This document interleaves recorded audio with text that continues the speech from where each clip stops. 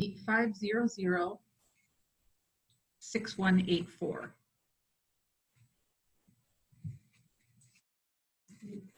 Mm-hmm.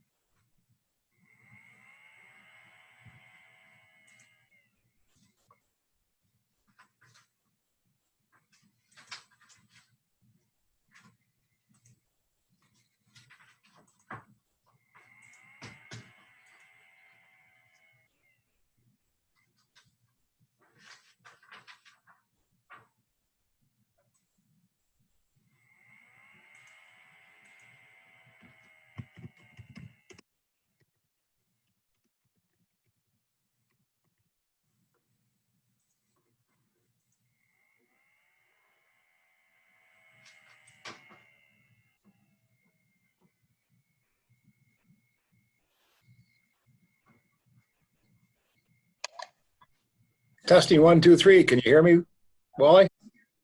We can hear you. Okay, great. Thank you. Yes, can you hear Yeah, me? I hear you. Can you hear me? You bet. Thank you. I can hear you.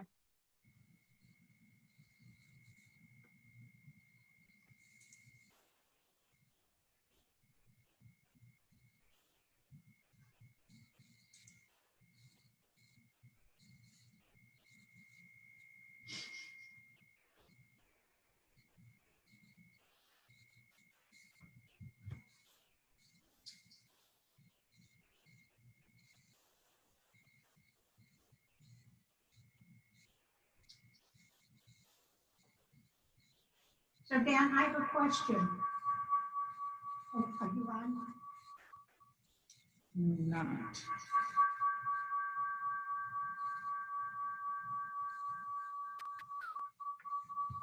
Why is it?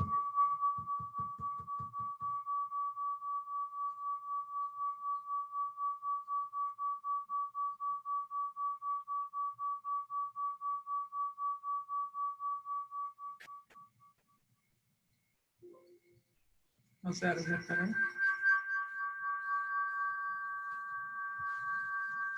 We're getting feedback from you guys. Maybe you both have, maybe one has to mute when the other one's talking. Is that one on?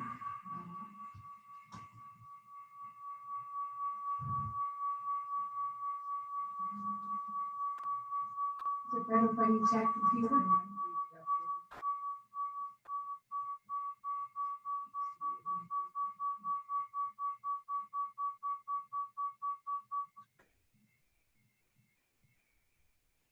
But the minute I talk.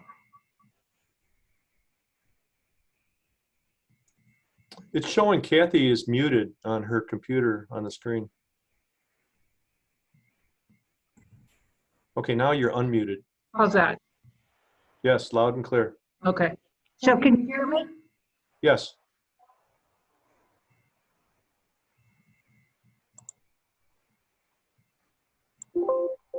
Okay. I think we're good. So Dan, I have a question.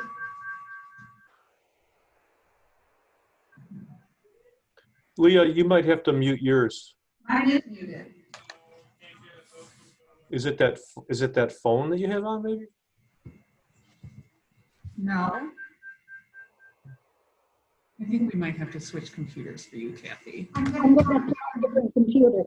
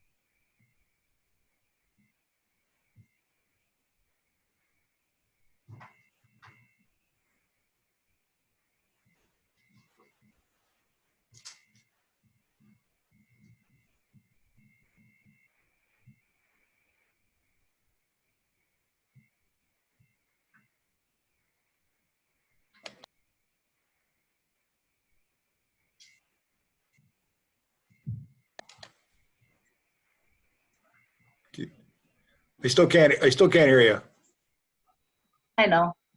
I said I'll turn my video back on when it starts. I was talking to Sarah next door, Dan, that's Oh, why. I thought you were talking to me. No, we're yelling to each other. Okay. I can't Every read. time I say, hey, Sarah, and Siri comes on my phone all the time. Hi, Christy.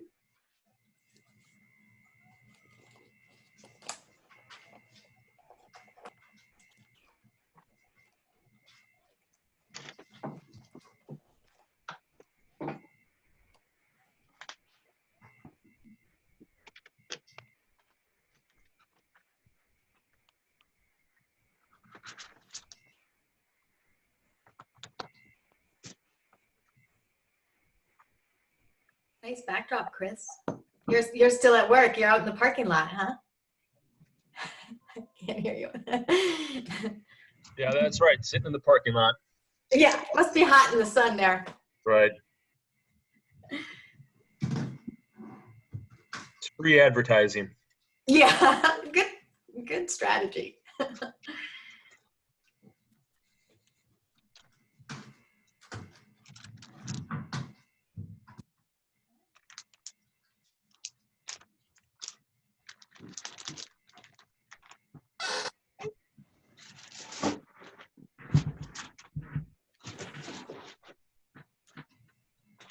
Hey, Kathy.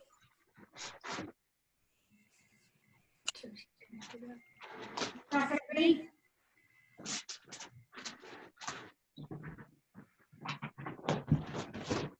Christie, did you want to? Yeah, I submitted a last minute request for an appearance and I just didn't know if you saw that come through. I did it like 3 minutes ago, 5 minutes ago, something like that. Okay, I'll just put you down on the list. Okay, thank you. See, I got the email, so I can print it out later. But yeah, we have you down. Oh, you do? Okay, thank you. I didn't know where those went. Those go to you on this one.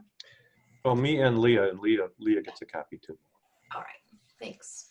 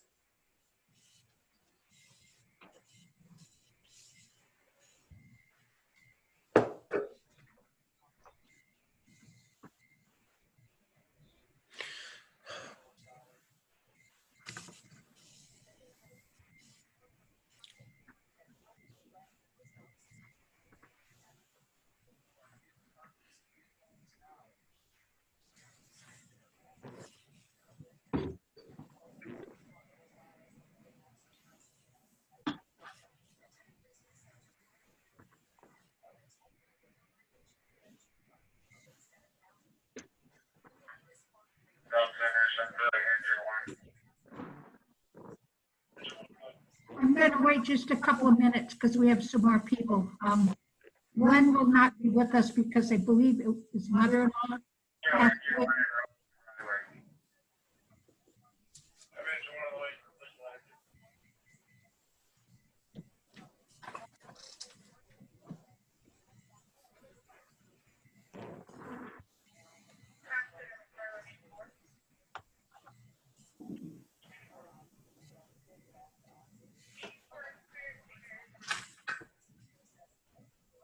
Sarah, did you get some cake?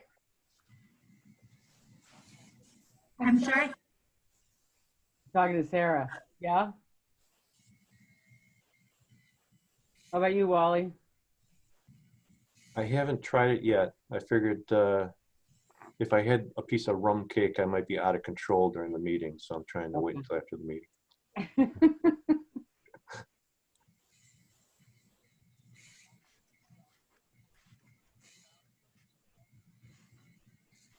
They probably are not as good as Kathy's brownies, I know, but I gave it my best shot.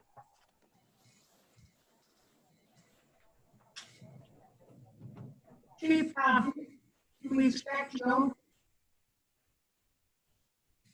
Yeah, I have not heard if Joe would not be here. The only one that's not going to be here is that I know of is Dennis Hansen so far.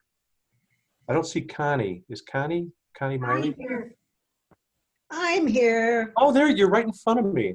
Sorry. right next to you. What can I say? Well, on I think my screen, you're just below me here.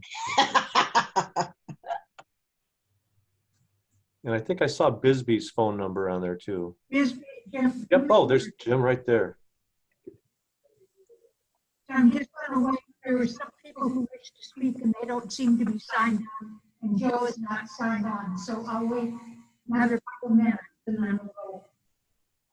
Yeah, historically, Joe gets off work and he comes in a little bit, like after 6, so he might be a few minutes late, but he's usually pretty consistent. I wonder if perhaps some of the people that were planning on appearing are going to the other Zoom number since that was just changed. Tell her I'm on it right now. Leah is monitoring that. She has Okay, that great. on her phone, so if there's someone there, she'll redirect them to Of this one. course Lee is monitoring that. She's all over it, yeah. Silly me, sorry Leah. That's okay.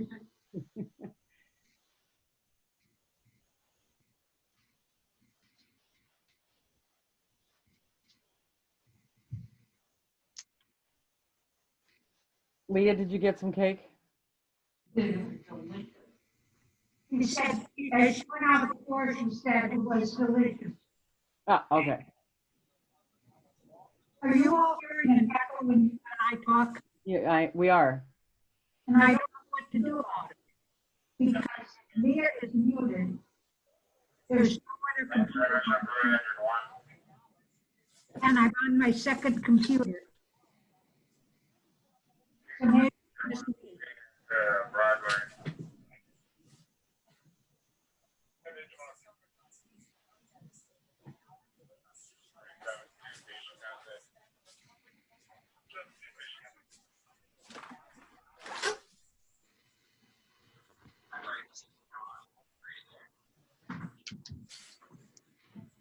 Leah, or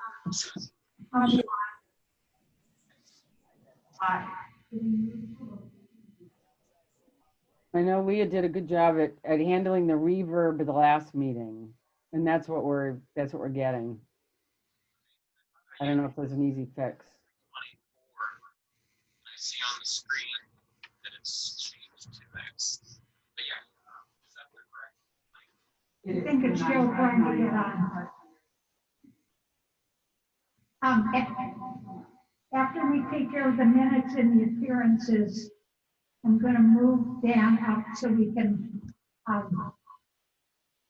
do his business. He's had a long day and he's, so we'll give him the pleasure of going home. quite a few people on here. Kathy. Yeah. Okay, Joe is here, so I think we're ready to go. I see that. So I'll call the Wednesday, July 22nd, 2020 meeting of the Public Safety Committee to order. The chief call the roll. Thomas, Present. Moore, Here? Bisbee. Jim's here, I saw him. Fontaine? Here. Reed? Here. Rayberg? Here. Miley's here, and Henderson. Here. Okay, so everyone's here except Dennis Hansen, so we do have enough for a quorum. Okay. We'll move to item 3, approval of minutes. I'll entertain a motion. I'll move to approve the minutes from the 24th.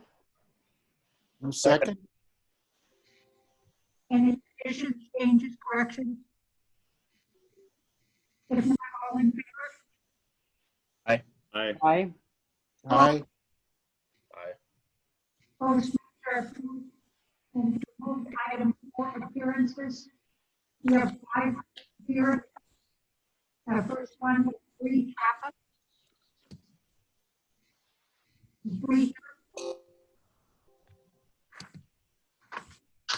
We will move on Marion Reed.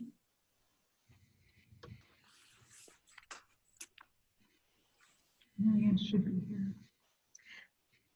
Kathy, for some reason, I cannot understand anything you're saying. Maybe Leah, you could help me on that one.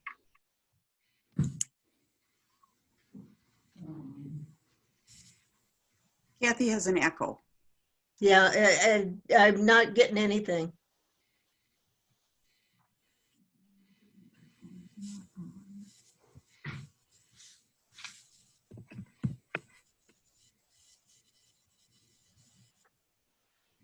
Leah, it's like I'm getting every other word. Okay.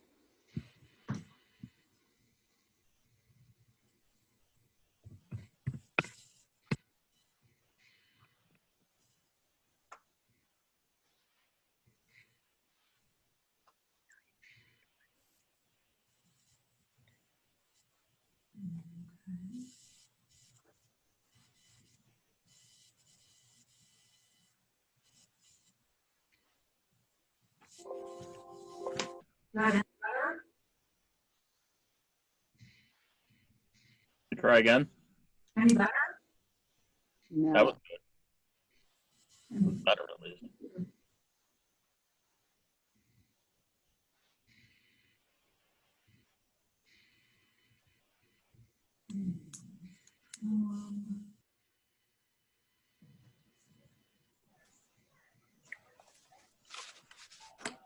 If Leah and Kathy are in the same room, one should be muted and one should have their microphone on. That could have been the problem. My phone's muted and my sound is off on my computer.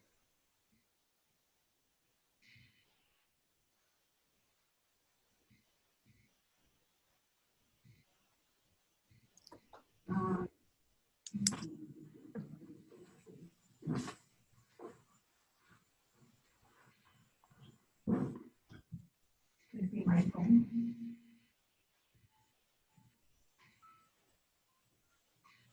Maybe we should try calling in. I'm hearing Leah probably. Loud and clear. Is it better now? Not Every other really. word. Is it possible maybe that you and Leah switch places since Leah appears to be totally clear and clean? Right now. Try again now. Leah's Okay. thing wasn't listed as on mute, but you just put it on mute. So I'm going to try it now. Is this better? Much You better. bet. Yeah, That's that's it. Way to Thank call you. it, Marianne. Thank you. Thank you. Okay, sorry for the, Recap of just entered the meeting. okay. Well, we'll let Marianne go and then we'll do Bree right after that because Bree has just entered the meeting.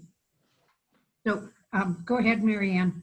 Marianne Reed, 5602 Winnequa Road, Monona, Wisconsin. I want to thank you all for the work that you're undertaking to improve public safety in Monona, especially in regard to examining police relations in terms of public safety in the kind of overall provision of public safety in its widest sense of the word to the citizens.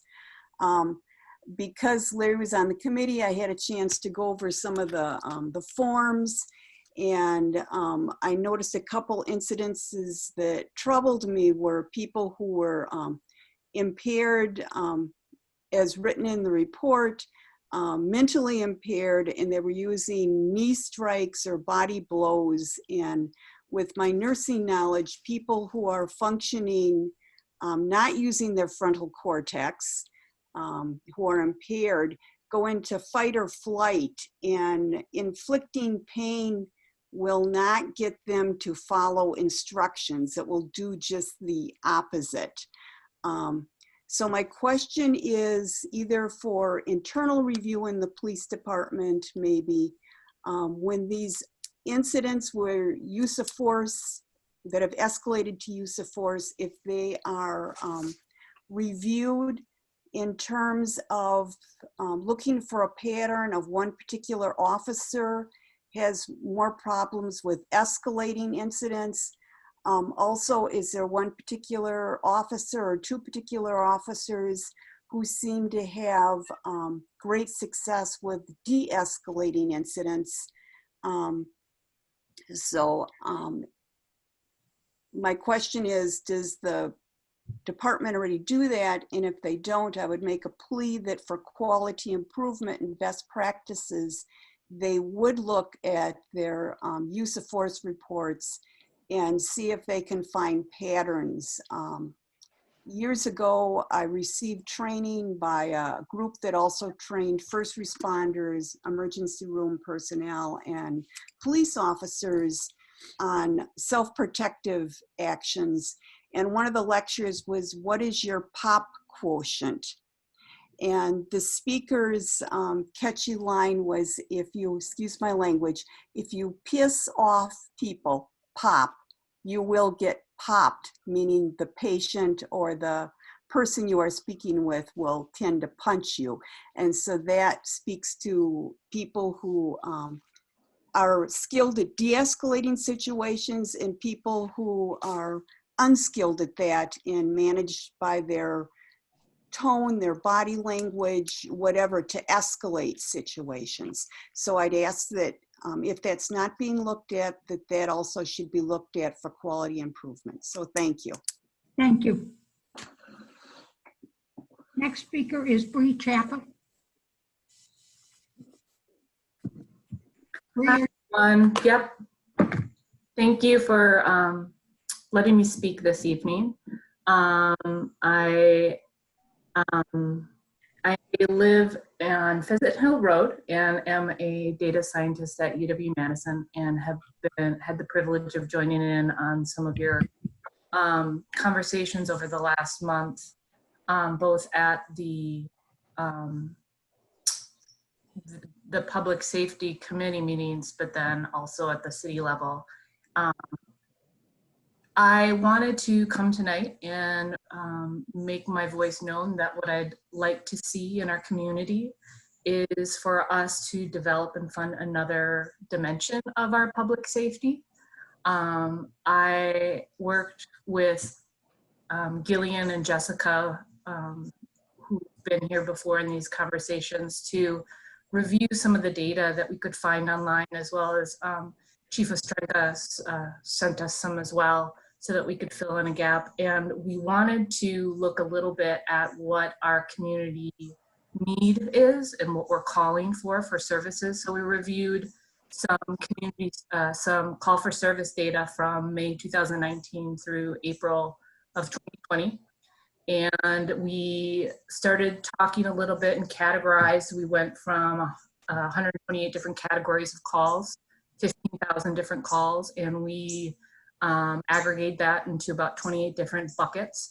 And then we wanted to talk a little bit about which of these types of calls could we see as potentially being supported by another element, either in combination or tandem with the police or on its own.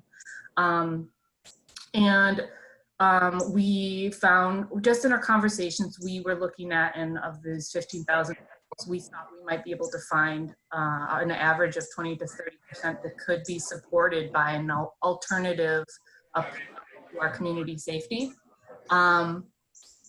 One note about this data obviously is it's from the people who live in our community currently and who are actually calling in. So there's, there's some questions that we could think about. What are the best data resources for us to identify what kinds of supports and alternative approaches to our public safety that we could invest in? There are a number of conversations happening all over our country with how different ways we might be able to support this. I know it's come up, the Cahoots program, which supports in the city supports a social worker as well as a medic to work in tandem and then alongside their local police departments. Another way we could do this is we seem to have a strong need for negotiation in our community. There's a lot of disturbance calls. We could support that with someone who has some services in our community that work with reconciliation and negotiation. But then we also have a number of people who we'd like to attract to our community. And I think there's been a lot of conversation about the Truth and Reconciliation group that's going to be going on. I'd love to hear more about what they'd like to see. Anyways, I am asking that you consider in the upcoming budget for the next year a funding of 10 to 20% to consider developing another dimension to our public safety. Thank you. Next is Gillian Fink. Hello, everybody. Thank you, Chief Ostrenga, for all of your help over the years and for sending us that data and the reports since our last meeting in June of 2020. I appreciate it very much. And I'd like to echo, I think what Chris Henderson said last month, but it might have been Joe Fontaine, so I might attribute, is I wanted to share my gratitude to some of the things we discussed in the last meeting, to all of our public safety staff, so folks in police, dispatch, EMS, and fire. And I know you shoulder so much for all of us, and I'm really appreciative of that work that goes on. And I have 3 requests for you. They are grounded in some of the data analysis work that I did alongside with Bree Chappa and Jessica Johnson in the last month. And looking through the different types of calls that happen and come into our dispatch center, as I understand it. And so based on some of what Bree just shared with you, I have 3 requests for the Public Safety Committee's consideration for the upcoming 2021 budget cycle. So my first one is, like our neighbor and many others, but Amelia Spate, I think last month, I believe, she mentioned the idea of having a plan or a process, a system in place. So my request is, would you consider building a system or planning to implement new public safety positions that would be unarmed, possibly in the social work sort of realm, that can deal with non-criminal or non-violent incidents when people call for assistance. And so I'd love to see a plan from this committee. I'd love to help with a plan also. That's my first request. My second request is, would you consider allocating 20% of the public safety budget to implementing a plan like that? Just even the first phase, which would be exploring how that might happen.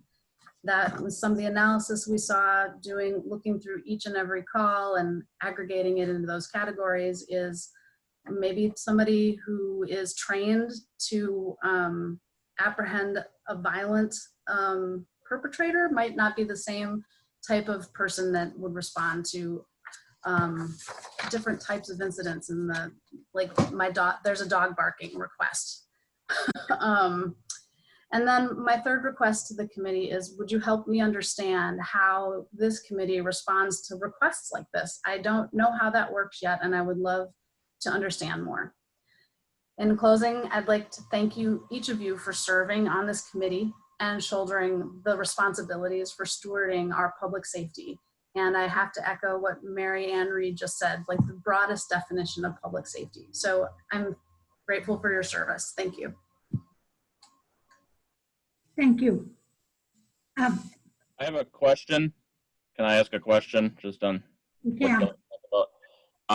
I don't know, I know like there was examples that came up in the legal action letter that's gone around, and I know you've probably done some research yourself, where we do have situations where somebody else is, someone unarmed is employed in other localities. Does that tend to be employed by the police department or by a separate department within the municipality, or do you know how that's structured in other places where they've tried it?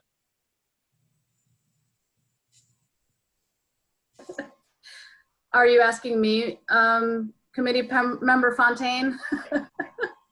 Okay. It seems like they're complementary programs that have, that they interface. I don't know exactly. My research hasn't gotten me to the details yet.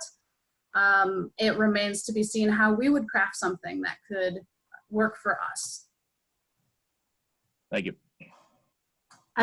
Sorry, am I allowed to respond to that? Who's? That's Bree. No, we can't. Unfortunately, during the appearance section, We can ask questions, we cannot respond, and we cannot have dialogues. So can I have a question, Chair? If I might, Gillian, when you said 20% of the budget, were you referring to 20% of the personnel budget? Because obviously the budget is much more than, than the personnel. I'm requesting that we consider have it be proportional to the call, like the number of calls in a year, and how we allocate the budget. Yep. Personnel, of course, are our most valuable assets in all of this work. So investing in people who can handle all the different types of things that come up would probably most likely be the biggest line item. Thank you. Okay, we will move on to Mary Delaney. Thank you. Good evening. I'm Mary Delaney. I'm a resident of Monona and an attorney for Legal Action of Wisconsin, one of the largest legal services firms in Wisconsin. Many of our clients suffer from trauma associated with living in a racist community.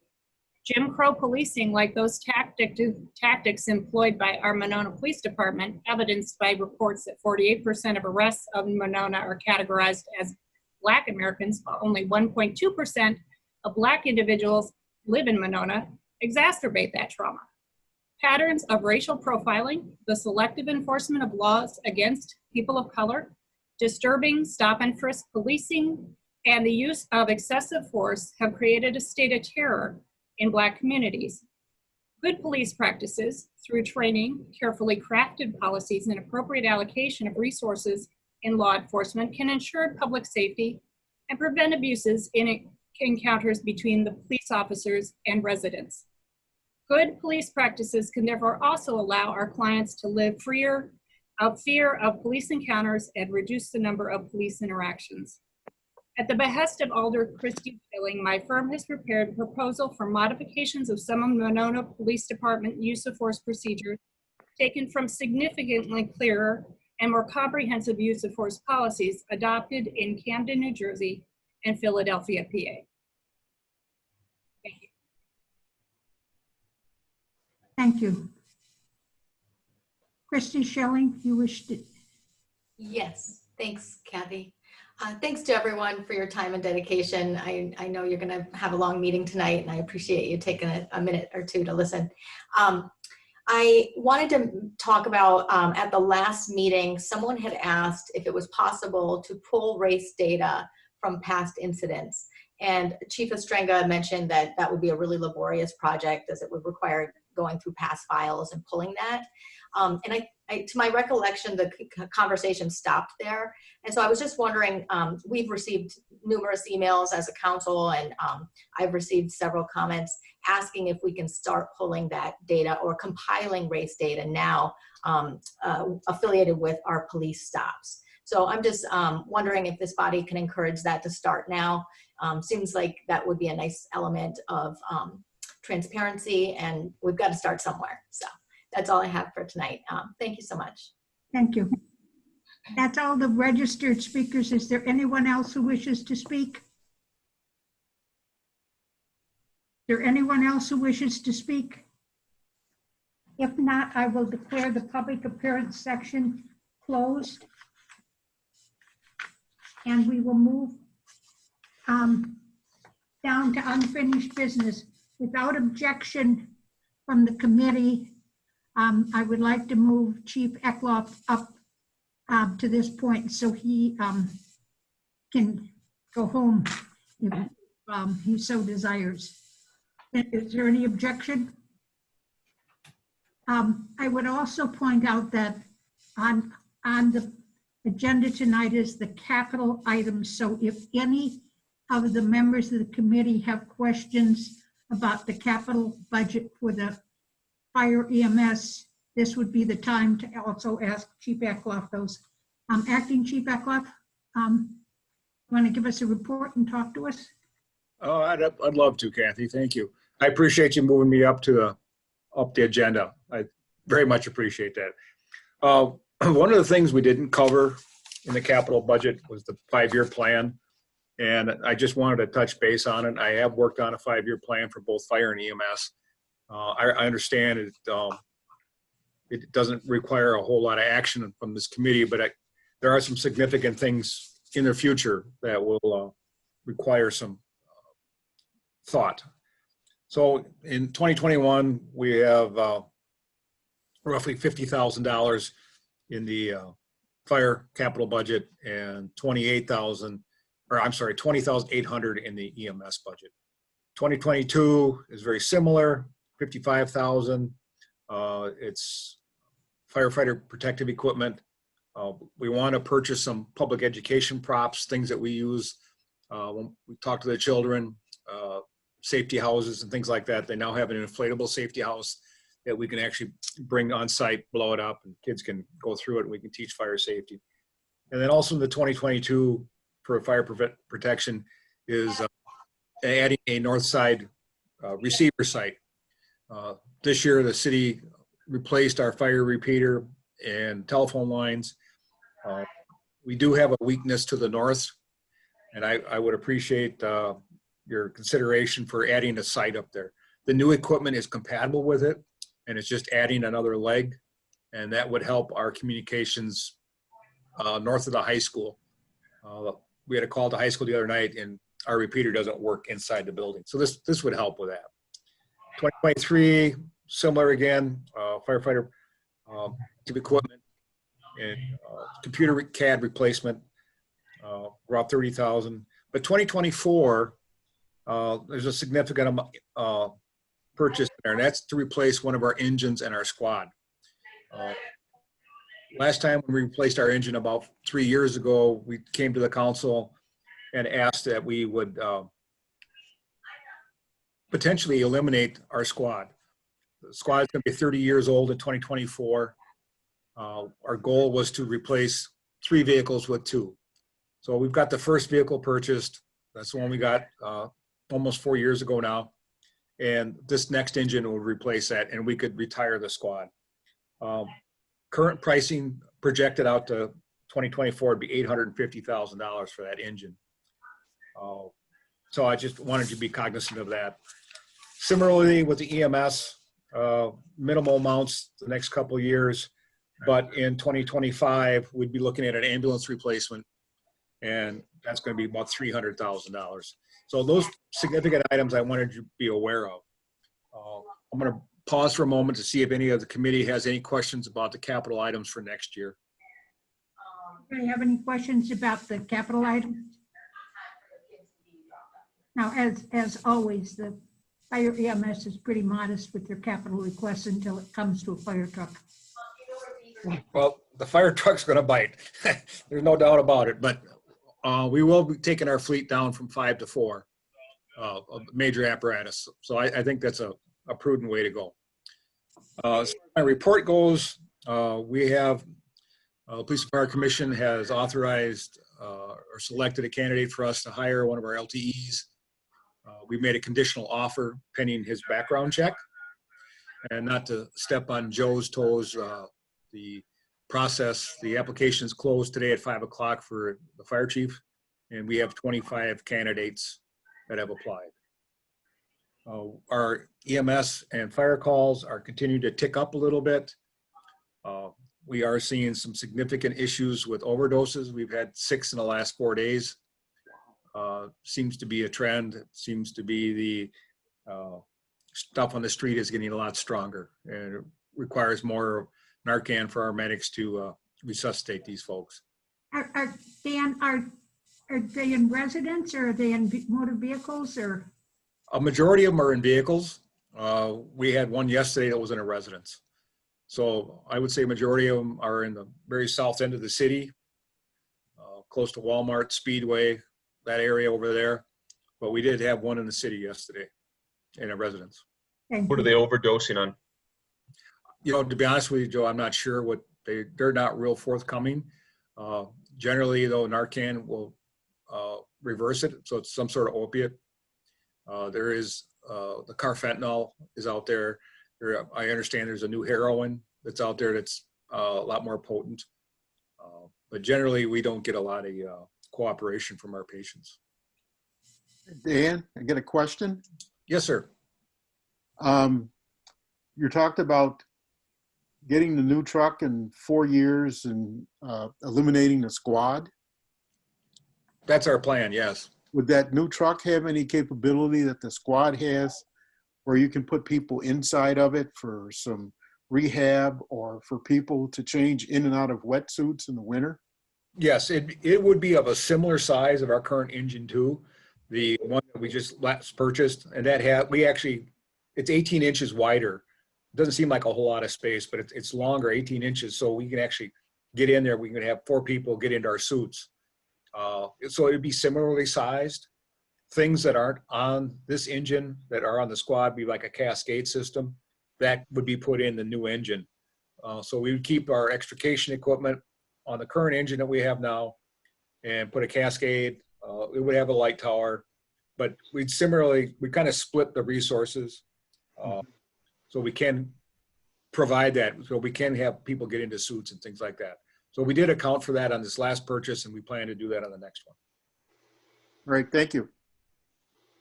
Any other questions for Dan? Just a comment. Dan, go Yeah. get some Soma time. Thank you, I will. You have to explain it. I'll tell them if they really want to know. Well, we appreciate all your time, Dan. I know you didn't plan to spend the summer working full-time, but we appreciate it.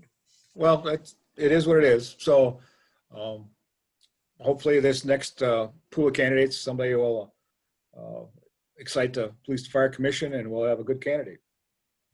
Good. Any other questions for Dan?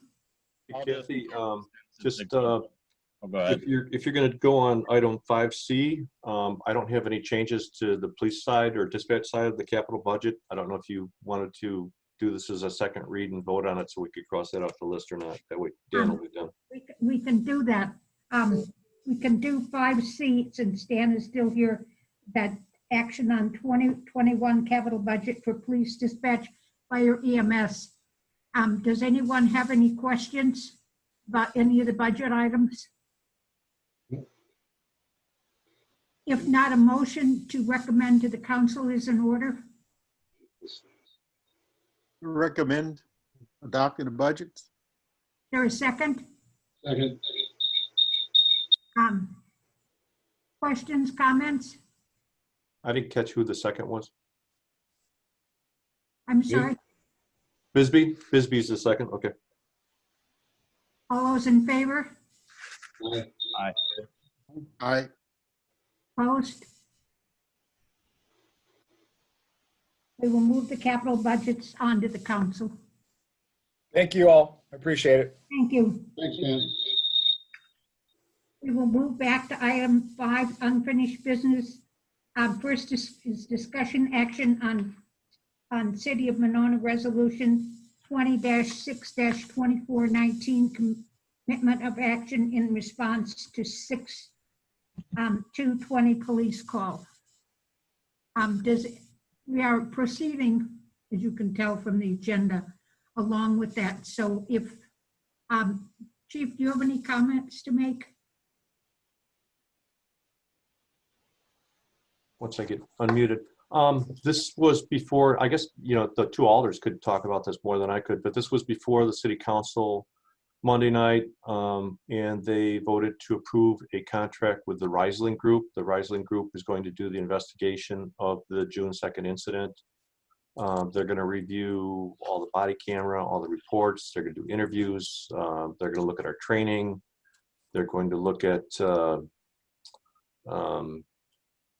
our policies that would apply in this case.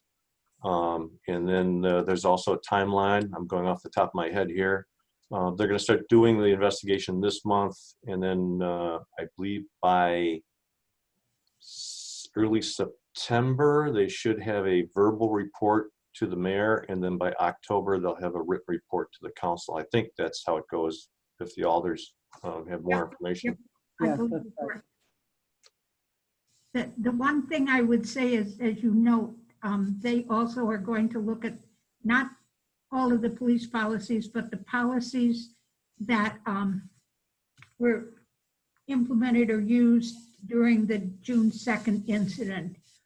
Because we don't want to get ahead and send stuff to the council before the report is through, because we want to see what we want to compare the two. We will be passing our recommendations on to the council until the report is completed. Just so you know, if I'm not pushing to approve or move stuff, we will try and work concurrently with them. So any questions about this item from the committee? Kathy, there was an article in the State Journal on the Saturday, the 18th, that had some information that I had not been aware of before about who made the call and whether or not the person had authorization to be in the building. And I hadn't heard any of this before, and I was wondering how do those comments in the paper match up with what we see, what actually happened? Well, I'll let the chief respond to that, but but to the best of my knowledge, that was a very thorough, accurate article. Yeah, it was done by Chris Rickett from the Journal, and he is a very thorough reporter. He had been in contact with the mayor last week, and then he had traded some emails with me with some questions about the investigation and where it was. And I shared with him that it was a lot of these things were being discussed at both the public safety level and the city council level, and that that information was on our website. And also the city had released all of the body camera footage, the phone call, the dispatch, the CAD notes, and the report in a redacted form. Those are all posted on the city police and the main city website. And I directed him to that because we were getting so many open records requests. We had decided just to be transparent to put it on the website, and as people asked, we would divulge where they could find it. We didn't want to just put out a big press release and then have it all become a major news story. So as people ask, they'll find it, and that's where it is. All right, thank you. Larry, to the best of my knowledge, and Chief, you can correct me if I'm wrong, I think it's accurate to say that the owner of the property did not invite the person who was encountered by the police to the property, but the person who was staying at the house invited him. I think that's what the article details. Yep. So are there any other questions on this item? I have a question to someone who's newer to the committee. How often does the city hire an outside investigator to look into a police action? Is this the first time? Is this a regular occurrence? Well, I guess the key word there is to hire. We have a current investigation that we've requested the assistance of DCI that happened on June 29th when a body was found in the pond over by Riverfront Plaza over there. And we believe that person was involved in a crash that occurred on June 27th. So that's an outside investigation. That's the only one I've seen. I mean, we've worked with other agencies to help us with bigger cases in the past, but in my career, which by the time I'm done, I'll have 43 years. This is the first time I've ever seen an independent investigation into a police department where the city has paid, and that's the city here and my prior employers, where the cities or village has paid to have someone review the actions of their police department. This is the first time I've ever seen it. But we're in different times now too. Are there any other questions? Nancy? Yeah, I just, I wanted to say, just as it relates to the hire that we just approved at City Council, one of the questions that was asked of the consulting group that we hired was, in their proposal, they frequently talked about best practices. And so, and one of the questions that I asked at council was, it appears that some of what might have been considered to be best practice previously, obviously, people are having second thoughts about, and I don't just mean in Monona, but I mean generally, and asked her to respond to that, and she provided us with a rubric that I thought was very helpful. Which is that they look at it, they're going to be looking at the incident and everything that occurred in the incident as it relates to kind of a rubric of 3 different things, which is to say what is standard practice, what is best practice, and then what is considered to be a promising practice, which is to say, again, that the way policing has traditionally done, as with any any career, any entity, things are always changing, and obviously there's some changing going on in policing generally, and so they'll be looking at it through all 3 of those lenses, which I thought was as someone who does consulting for a living, I thought it was a welcome set of lenses. Any other questions? We'll move on to item B, discussion and review of 8 can't wait comparison with Monona police policy. Chief, you want to, and that is in page 9 to 15 in our documents. Sure. Just so everyone can follow properly, what I did was I attached a summary of the 8 can't wait action items that we referred to last month. And I know there was a little, I talked to Kathy earlier because there was a little confusion in the listing of them, because I listed them 1 through 8 from last month's document that I had. And then when we compared it to the resolution that the city had done, they were letters A through H, and it was in a different order. So I'm not trying to confuse people, but I'm trying to somehow, I suppose if I had done the initial 8 can't wait in that same order, it probably would have been less confusing. But there's still 8 points. We're still covering all the points that are in the resolution. They're just not in the same order as in the resolution. So with that being said, what I've done is there's also at later agenda items under new business, we have new proposals for general orders 1.04, 5.01, 5.02, and 5.03. I'm referencing those updated general orders in my response to this 8 can't wait. So the first one is and the language I'm using is from this company that we contract with that provides sample policies and procedures. And it kind of goes back to item 5A,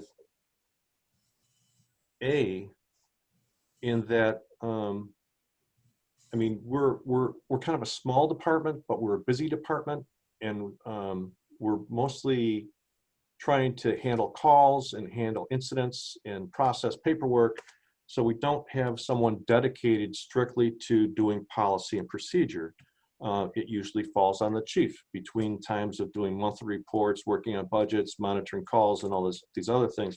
So I know in talking to the Riesling group and talking to Sue, I know that one of the things she's going to hit on, because she comes from a department where they have the resources at the UWPD.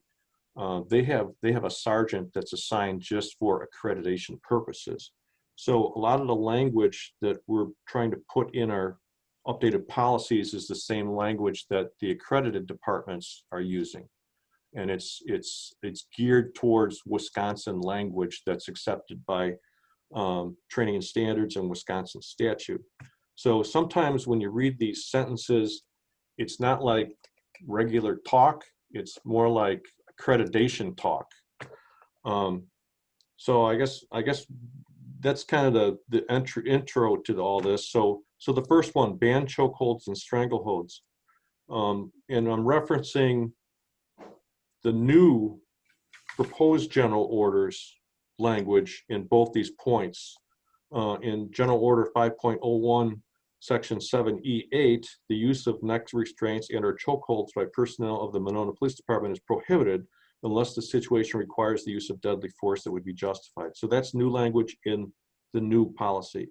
And there's also another section, which is 5.03, and to confuse you anymore, really more, 5.01 is the general use of force general order. 5.02 is use of less lethal weapons. It used to be 5.03. 5.03 is now deadly force. So what those three general orders replace is they replace the two old general orders and they replace the old policy and procedure 2.000. I hope you're following me, okay? But we're trying to, it's, you know, we have these old policies and procedures, the new general orders, and we're trying to do away with all the old policy and just have a new standard that meets accreditation. And it's something that it takes a lot of work. And, So Chief, are 5.01 and 5.03 in our current general orders? 5.03 does not exist right now. 5.03 is one of the new general orders that is up for discussion under new business. So what I'm referencing in updating our 8 can't wait use of force policies is to put this language under number 1, ban chokeholds and strangleholds, in 5.01 and 5.03. Those would be in there. So the 5.03 one says chokeholds are strictly prohibited. The intentional punching, striking, or grabbing the throat, trachea, or blocking or restricting the neck arteries creates a substantial likelihood of death or great bodily harm, and therefore should only be used in accordance with this policy on the use of deadly force. So that's your recommendation for that? Yes, this is not, you know, we don't, and the state of Wisconsin does not condone chokeholds. They don't teach chokeholds. We've never taught chokeholds. We've never done the sleeper hold that some departments have done. The only time I personally have seen any of this was when I was in the military back in 1975. I never saw it as I was a police officer in Illinois for 27 years. It wasn't something we did. So it's kind of shocking that there are agencies that would actually had taught people to do that, but it's something that's really prohibited unless you were in a fight for your life. That would be the only time you would use something like this. So this is what you want this committee to review, and if need, make any, if they don't like the wording changes and then pass on to the council. Is that? Yes. Okay. Okay, if there's no question on that one, number 2, required de-escalation.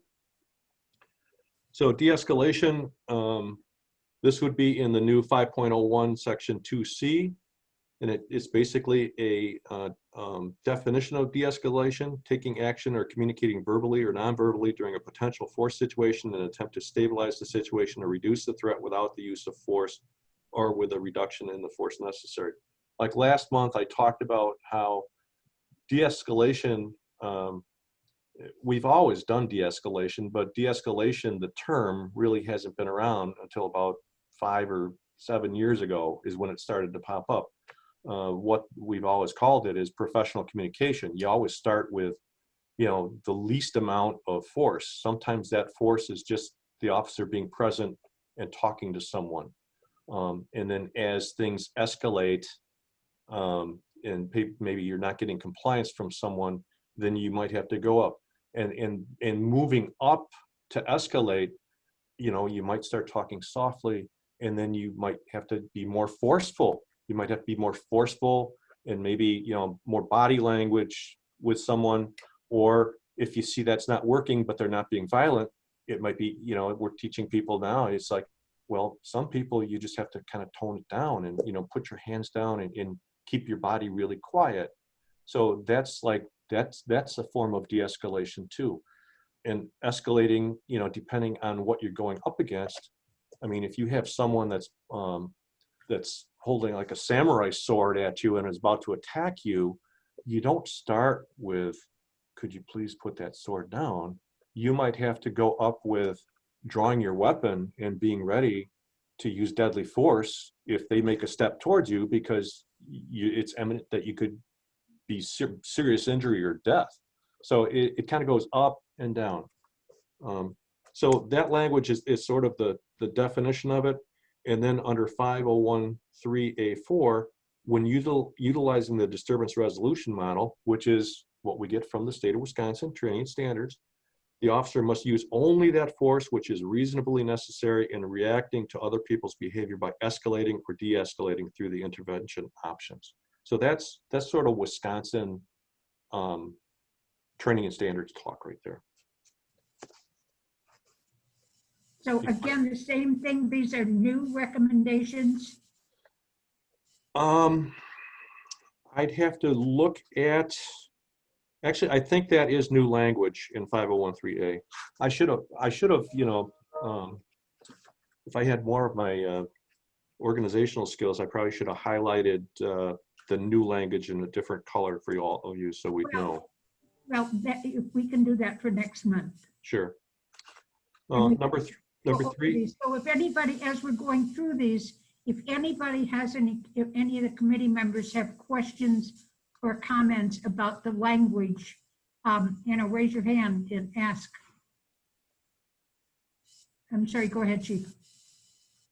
Nancy has her. Yeah, so I'm just wondering, I mean, obviously we decided to tackle the A can't wait first, but I'm just wondering, while we're getting clarity around the A can't wait, since we've already made a commitment to do a more thorough review of the policies as a whole, is it safe to assume that this, and as the chief just indicated,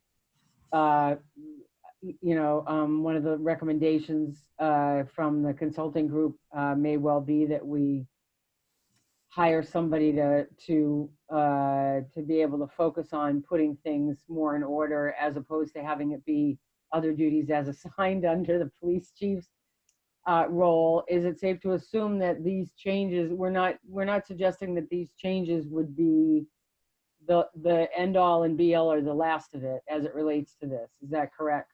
Is that my, I'm just asking the question. That's my understanding, but.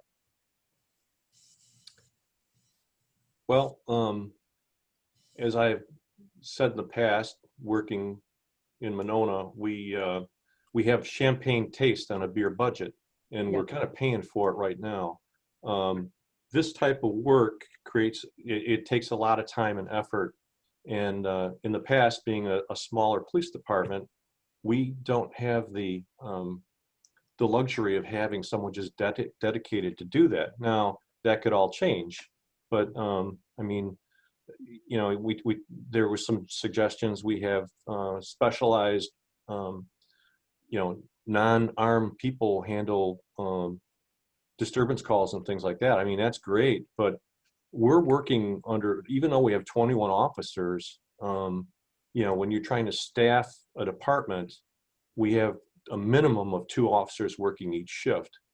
what we can't, just for the officer's safety, we can't say, okay, one of you is going to carry a gun and one of you is not going to carry a gun. And the guy who doesn't carry a gun, by the way, you can't make any traffic stops on the belt line because it's too dangerous for you. Oh, and by the way, the guy who does have the gun that's making the traffic stops, you don't have a partner to back you up now.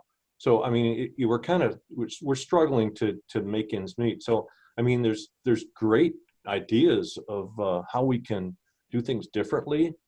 But I mean, even though people don't seem to think we handle, like mental health cases as well as we should, this is something that officers do from day one. And maybe it's just additional training. I don't know. I don't know the answer. Is it an answer where, I mean, talking to Noble Ray, and I'm rambling now, talking to Noble Ray, who was the chief of Madison until he retired, he had a vision of a sort of a metropolitan police department that would kind of take over not just Madison, but all the communities. So the sheriff's department probably wouldn't like that, but that was one of his visions. So maybe it needs a bigger organization, but once you get big, you don't get the services that people are used to. I mean, if Madison was patrolling Monona, they'd respond to serious calls, but if something happened like a shooting or something like that, they're gone. And now who's gonna handle the barking dog call down the street from you or the neighbor dispute? I mean, those would be low priority calls that just wouldn't get attention. And that's one of the arguments we had for keeping our own dispatch center. We didn't want to get stuck in the queue where Dane County's dispatching us, but they're busy with a serious call, and our calls, even though we're on the other side of the county, just wouldn't even be dispatched because they're too busy. So, Right. So I guess that's a roundabout answer for you, Nancy. No, I'm just trying to get a sense of, is this the first read of how these are going to be changed? And that's the last time it's going to be looked at, or do we anticipate, sorry if I wasn't articulate, do we anticipate that in the review of all of the policies, which we also committed to from the city as the city council, that, not that we would just do these 8, but there would be a thorough review of police policies, not immediately, but a more thorough review. Are we assuming that the rewrites that are done here are the end of it, or will these be revisited again in the context of the entire policy apparatus? Well, I think the Reisling group is going to look at our existing policies. Yeah. And I think they're going to, there are existing policies that apply to that call. So they're going to look at the use of force. And their report isn't going to be here till October. Right.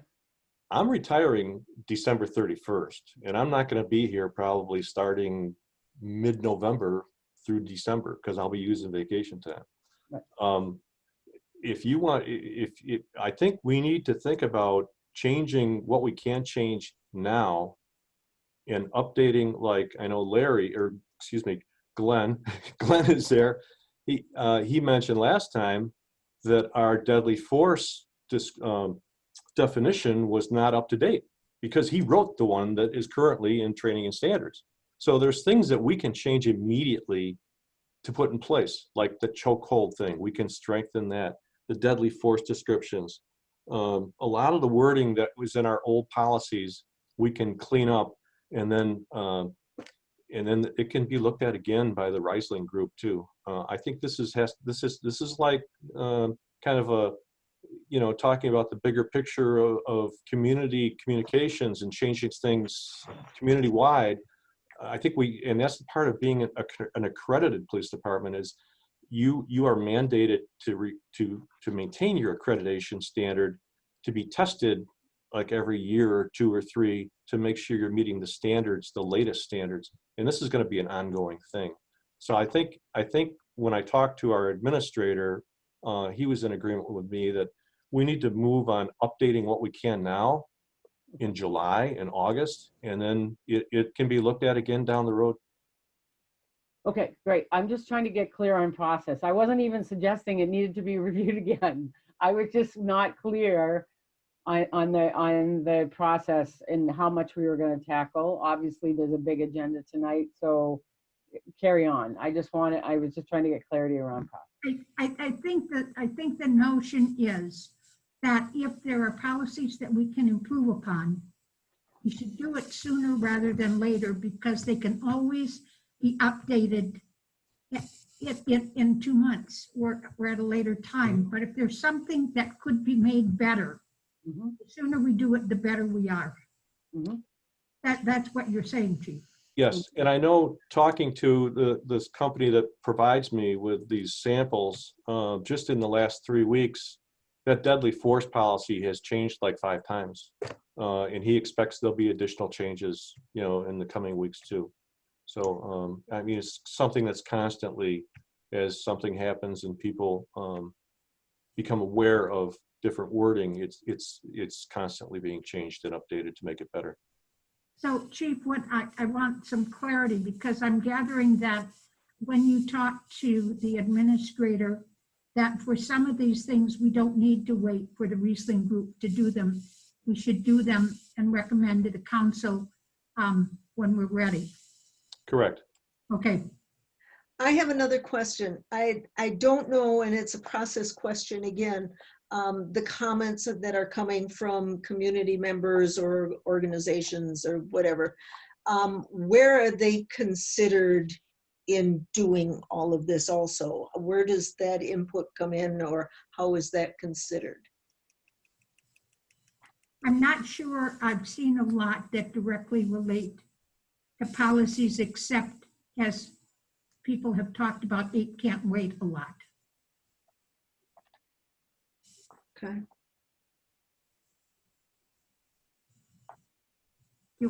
I just don't want to lose something in the process, I guess, of things that community members have said that we, and lose them and not incorporate them where we can or where we think, if that's. And the nice thing about these is they're not written in stone.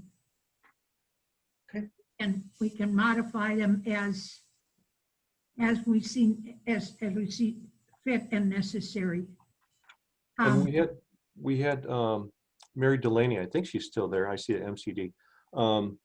She had sent from her group that recommendation from Legal Action Wisconsin. Right. And I read through it a couple times, and there's actually some good wording in here that we might be able to incorporate into our policies too. Unfortunately, she did the review on the older ones and not the ones we're looking at tonight. So I think some of the stuff we're looking at tonight later on, it was already addressed in some of these. But again, it's Wisconsin wording versus Philadelphia wording versus Camden wording, and we're trying to stay at least consistent with our state standards, but also if some other states has some better language, there's no reason why we can't use that at some point too. Or some content that right would work. Okay, thank you. So another part of the process question, whether we're making changes every couple of months or, doing something in a big chunk later, how does this get promulgated through the department? If we're passing a policy change next month, how does it go before the rest of the department? How would that factor in if we're doing it again in 2 months? How do you work through that? Well, before we started getting the public safety and the city council involved, what I would do with the new policy is I would shoot it out to all the officers to have them look at it. Give me their comments, give me their concerns. I'd look for the best wording to protect the city for liability and safety, things like that. And then it would go out in a draft form. And then once it was finalized, it would go out in a final form. And then they'd have 10 days before it would actually go in effect. So like if it went out, here's the final policy on July 1st. It would go in effect on July 10th. There's a program we use, it's called Deer Creek. It's some software that was invented by one of the police chiefs. Trying to think where I know his name, Tom Frank, I just can't think of where he's at. But he came up with some software where we send it, it goes out in an email to all the department, and they have to click on, they have to open the Deer Creek program, they have to read the policy, they have to sign off on the policy, they have to take a quiz, they have to pass the quiz, and they have to sign off that they agree with the policy. And then it's documented that everyone has done it. And then that's our way of sort of testing and checking that people have seen and reviewed and signed off on the policy. We can use that same software. I'm trying to think, I think maybe Gillian brought it up for tracking use of force incidents. Like we can track commendations, and we can track discipline, and we can track use of force incidents, so that it shows like a little graph. Like it'll show like Wally Ostrenga, and it'll have like a little pie chart, and it might have like 50% of it's green for commendations, and then 50% of it's red for people that complain about me for doing things that they didn't like. So that's kind of it gives us a snapshot of what they're doing. So those are some tools that we have available to us. So part of what I was driving at with the question too, would you be concerned about getting like multiple rounds of changes in short succession, that would create any confusion or concern in the department, or is it not really going to matter how the process goes, or what do you think? Well, if we had someone that was dedicated to just doing this, it wouldn't be that big of a deal, but it causes extra work for myself and the lieutenants, and you know, we have to make sure the officers have time during their shift to read these things and do them. But that's part of the training. You know, they can access some of these things on their laptops in their cars when they're parked on the side of the road running radar over on South Winnequa. So.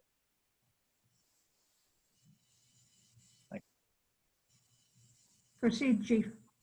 Okay, number 3, require warning before shooting. This is covered in the use of force 5.01. Whenever safety permits and time allows, officers shall identify themselves and state their intent to shoot prior to using a firearm. I think it's also in another section that, well, it's also in number 4 too, under deadly force. It also has that. And so number 4 is deadly force, or require exhausting all alternatives before shooting. And then it's recognizing, this is part of 5.03, which is the new deadly force section. Recognizing the legal and moral obligation to use force judiciously and wisely, it is the policy of this department that deadly force should never be resorted to until every other reasonable means of apprehension or defense have been exhausted. And then only the amount of force reasonably required to effect an arrest or control a person should be used by members of the department. The force used by any officer should only be that which is required to overcome the resistance being offered by an offender. And this directive is consistent both with Wisconsin law and with the 1985 U.S. Supreme Court decision in Tennessee versus Garner. And then there's a whole section in that same general order, which is number 3B, which defines where deadly force may or may not be used. And it's kind of, I really didn't like how this sentence was formed, but because it lists where deadly force may be used, but also may not be used, but then it goes into deadly force may be used. It's kind of confusing to me a little bit. So you have to read through each one of these points, and it starts out with when deadly force can be used, and then it has some sections later. I mean, there's 2.5 pages in this of when deadly force would not be appropriate, and then some exemptions. So I mean, I could read this whole thing if you want, unless people, if you had a chance to look at this, or if we're going to cover this again next month, if you see things that you don't see appropriate in here, we can change that. I know one of the things is sort of a duplicate on points number 11 and 13. It talks about, you know, protecting oneself from an animal that the officer reasonably believes may cause great bodily harm. And then it talks about if it's safe to and the suffering of an animal, and that kind of is the same thing with number 13. So those two could probably be, 11 and 13 could probably be combined. I know there's some theories in here that might be somewhat concerning to people, like number 14, which is on page 12. It talks about officers should not fire into buildings or through doors, windows, or other forms of concealment or cover unless the officer is certain of the person's presence that is to be lawfully fired upon, unless there is need for target-specific directed fire. This target-specific directed fire, seeing I'm not a certified instructor, but one of my instructors brought it to my attention, and that's a tactical response in the DOJ training guide. An example for this, I mean, it's not like we're going to start going down the street and shooting windows of someone's house. This would be like when you think about that Las Vegas shooting where the guy was up in the hotel room and just blasting away at people. Everyone was far away, but if they were to respond in firing back, that would be a tactical, sort of a tactical response. That's not how that situation ended, but that's sort of an example I could give you. So unless there's questions about any of this, there's 19 points here. I could move on. Chief, I have an idea for your consideration. Would be that really deadly force is only authorized to defend yourself or an innocent person from death or great bodily harm. And just at a glance, it seems some of those might be repetitive, and talking about misdemeanors and felonies and sort of a legal analysis that you're going to engage in when considering whether to pull the trigger, which strikes me as a bit optimistic. I wonder if you can just simplify that to say you'll only use deadly force, or deadly force is only authorized when there's no other reasonable alternative to save someone's life or prevent death or great bodily harm. Something along those lines. Yeah, I think this is some of this accreditation language where they're trying to put things in there to kind of cover all bases. So I agree. I mean, it would be nice if you look at the Madison police policies, they are much more concise, but Madison's not an accredited police department either. But they did spend $300,000 a couple of years ago to go through all their policies, and they have the personnel available where if they want to change something, they have the luxury of just changing it pretty quickly. But I get what you're saying. But this falls under that sort of that accreditation standards too, with some of this language in there. And I respect that a lot. I have not looked at police accreditation for over a decade now, but a decade ago when I wrote policies for a police department that was trying to become accredited, took me a year of 50% time to write those policies. I was that sergeant, right? So I completely understand what you're saying when you talk about complexity and involvement to that. What's the answer? I don't know. I would say if we're eventually going to be an accredited agency, and that seems to be, I know, talking to the administrator, he made that clear to the mayor when we had a meeting a couple of weeks ago, that whoever the next chief is, that's going to be one of their goals for the future, is to get us to be an accredited agency. Now, it doesn't come without a price. There's a lot of time involved, and there's also an expense of paying for the assessors to come in, because like you'd bring in 3 administrators from another department, and they'd be there for several days looking at all your policies, and then you also have to have a drawer with reports in it or access to them that shows proof that you are following your policies. And it also has timelines on there of when you must do these things and must review things. So, and you have to pay for their housing when they're there. You have to pay the salaries for their time that they're putting into it. So it's, again, champagne taste, beer budget. We have to decide if we're going to if we're going to pay for those things, because it Okay, takes I a have lot a of time. question. If we're not doing this to work towards accreditation, and Glenn's suggestion meets what you're trying to do, why can't we simplify it now? And if, when they decide to go for accreditation, it can be changed and made more complex. Well, I mean, we're going to get into it with the actual policies that I've already worked on to present to you under new business that has all this language in it. I'd say there's been a lot of effort put forth to do this so that we get close to accreditation. So I'd like to keep us moving in that direction. Okay, I'm fine with that. Can I ask a question, Chair? So I want to go, but I want to go back to, I guess I want to go back to Glenn's thing. I mean, I'm appreciative of the accreditation. I understand that may be of value. On the other hand, I know, again, in my own business, it's not necessarily everything that it's cracked up to be. And so I'm wondering if that's really the goal.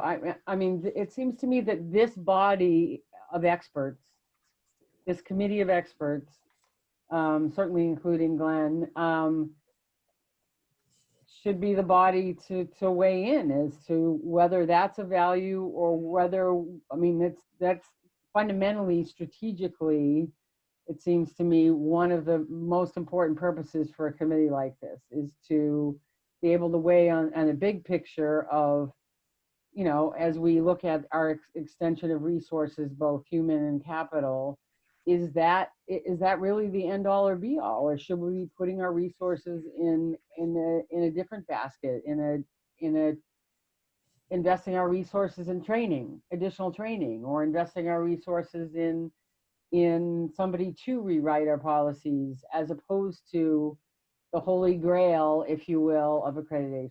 So I would love Glenn and Larry and other people that have been in the field for a long time to weigh in on that, because it seems to me that that's, well, if not this meeting, certainly another meeting, because it seems to me it's not again that would be something that would be of, I would think that would be something that would be of value for this committee to be discussing. Okay, and we can take it up at a future meeting, but I want to keep us moving along. Okay. It's still going to be a long night, and since the chief has gone through some effort to do some of this stuff, we're not making any decisions tonight, so we'll just keep going and talk about it later. Go ahead, Chief. Okay, number 5, duty to intervene. Some of these are old ones and some of these are new ones. A new section is in the new it's in our general order under Code of Conduct, which is General Order 1.04, which you have a copy on. And this was a newly added section that this company gave us this entry, which is neglect of duty. It's under neglect of duty, and they added point number 9, failure to intervene in misconduct, improper use of force, or violation of policy by another officer. Officers have a duty to intervene in gross misconduct, excessive force, or other forms of negligence, regardless of rank or status. So this is the big one. This is the one where you have the Minnesota incident with George Floyd, where you had the other officers standing around while this guy's kneeling on this gentleman's neck. So there's a duty for people to intervene in that. We already had in the same code of conduct, under the next bullet point down, intervention, there's a duty to intervene when there is the belief an obvious injustice would result from failure to take action. So that was already there. And then this is another new point that's under the use of force in 5.01, section 6G. An officer who witnesses another officer using force in excess of that permitted by law, training, or this policy and procedure must intervene and stop the prohibited use of force. And then it talks about reporting and things like that. So those 3 points are now in our policy. One was already there, but the other 2 are new. Okay, number 6, ban shooting at moving vehicles. These sections were already in some of the policies, but General Order 5.01, section 4F, officers should not discharge a firearm at or from a moving motor vehicle except as a last measure of self-defense of oneself or another, and only then if the officer believes that the suspect has or is intent upon causing death or great bodily harm to oneself or another. And then 5.03, which is the deadly force section. It's very similar language. As a matter of fact, it's probably the exact language. We're pretty close. Okay, number 7, require comprehensive reporting. Basically, under General Order 5.01, Section 10, reporting use of force, there's a whole list of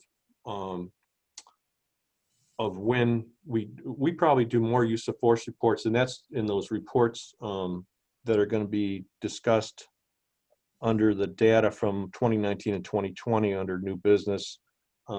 Whenever anybody pulls their firearm out, they have to do a use of force. If they use a taser, they have to do use of force. If they use a baton, if they chemical agent, which would be like pepper spray, well, we don't actually, pepper spray is listed further down. We don't use any other chemical agents other than pepper spray. Physical force such as striking, punching, pushing, restraining. Anytime you have to, Kathy was asking me before, what does decentralization mean? Well, decentralization means you're taking someone and you're taking control of them, most likely putting them down on the ground. That's what decentralization is.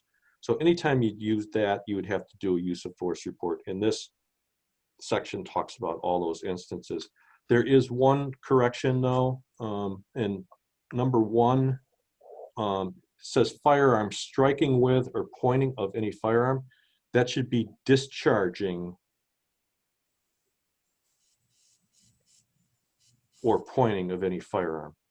That was a typo that the company sent me, and I called him on it, and he said, sorry. And then the last part down here is post use of force review. And then it says at least once every year, the chief or designee shall conduct a documented review of use of force reports. That's part of the accreditation process.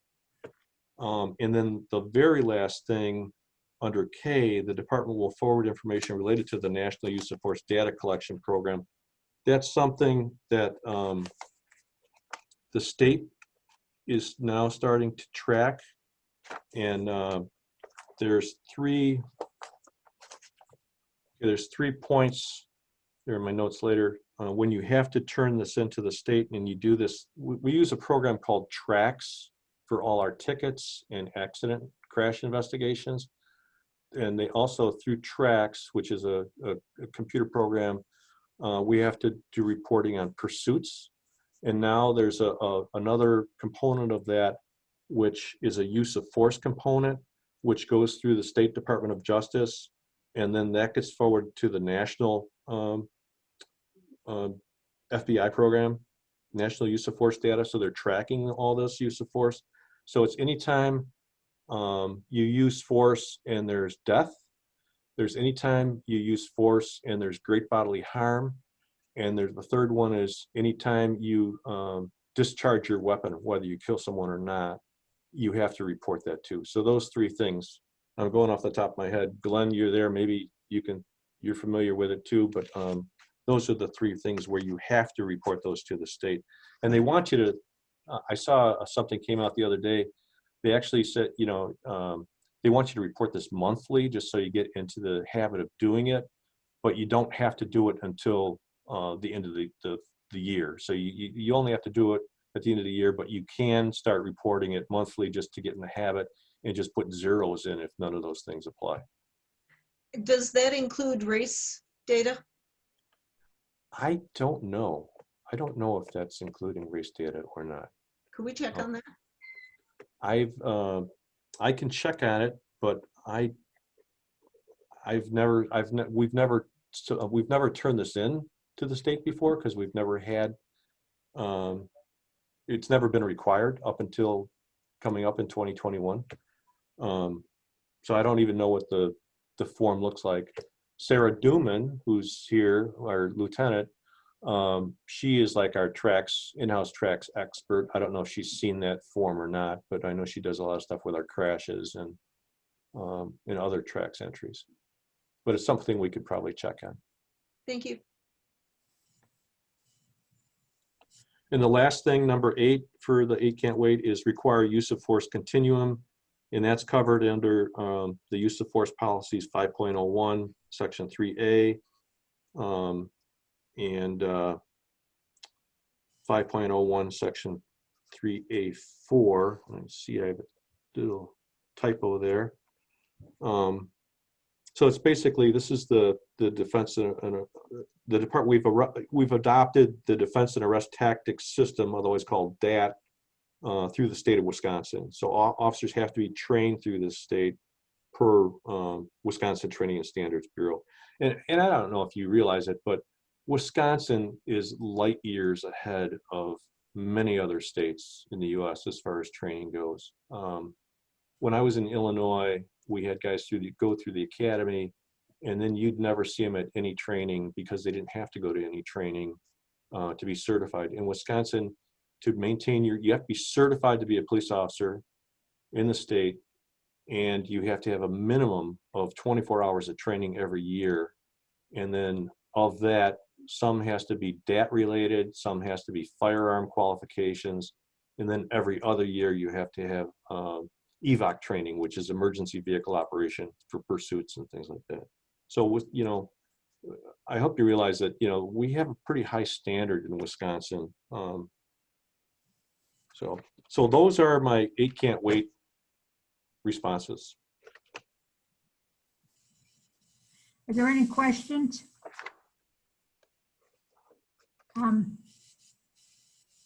Be prepared. At the next meeting, we will consider voting on these items. If anybody has comments and you can't think of anything now, just shoot me an email and I'll try to clean it up as best I can, and we can move on from there. Well, just to clarify from a process perspective, again, we have a number of agenda items farther down that get into looking at these from a different lens, from a more general lens. So, part of my thought process is this seems to capture the 8 can't wait context. I have other thoughts and questions on the policies more generally, but is it appropriate to just hold those until those other agenda items?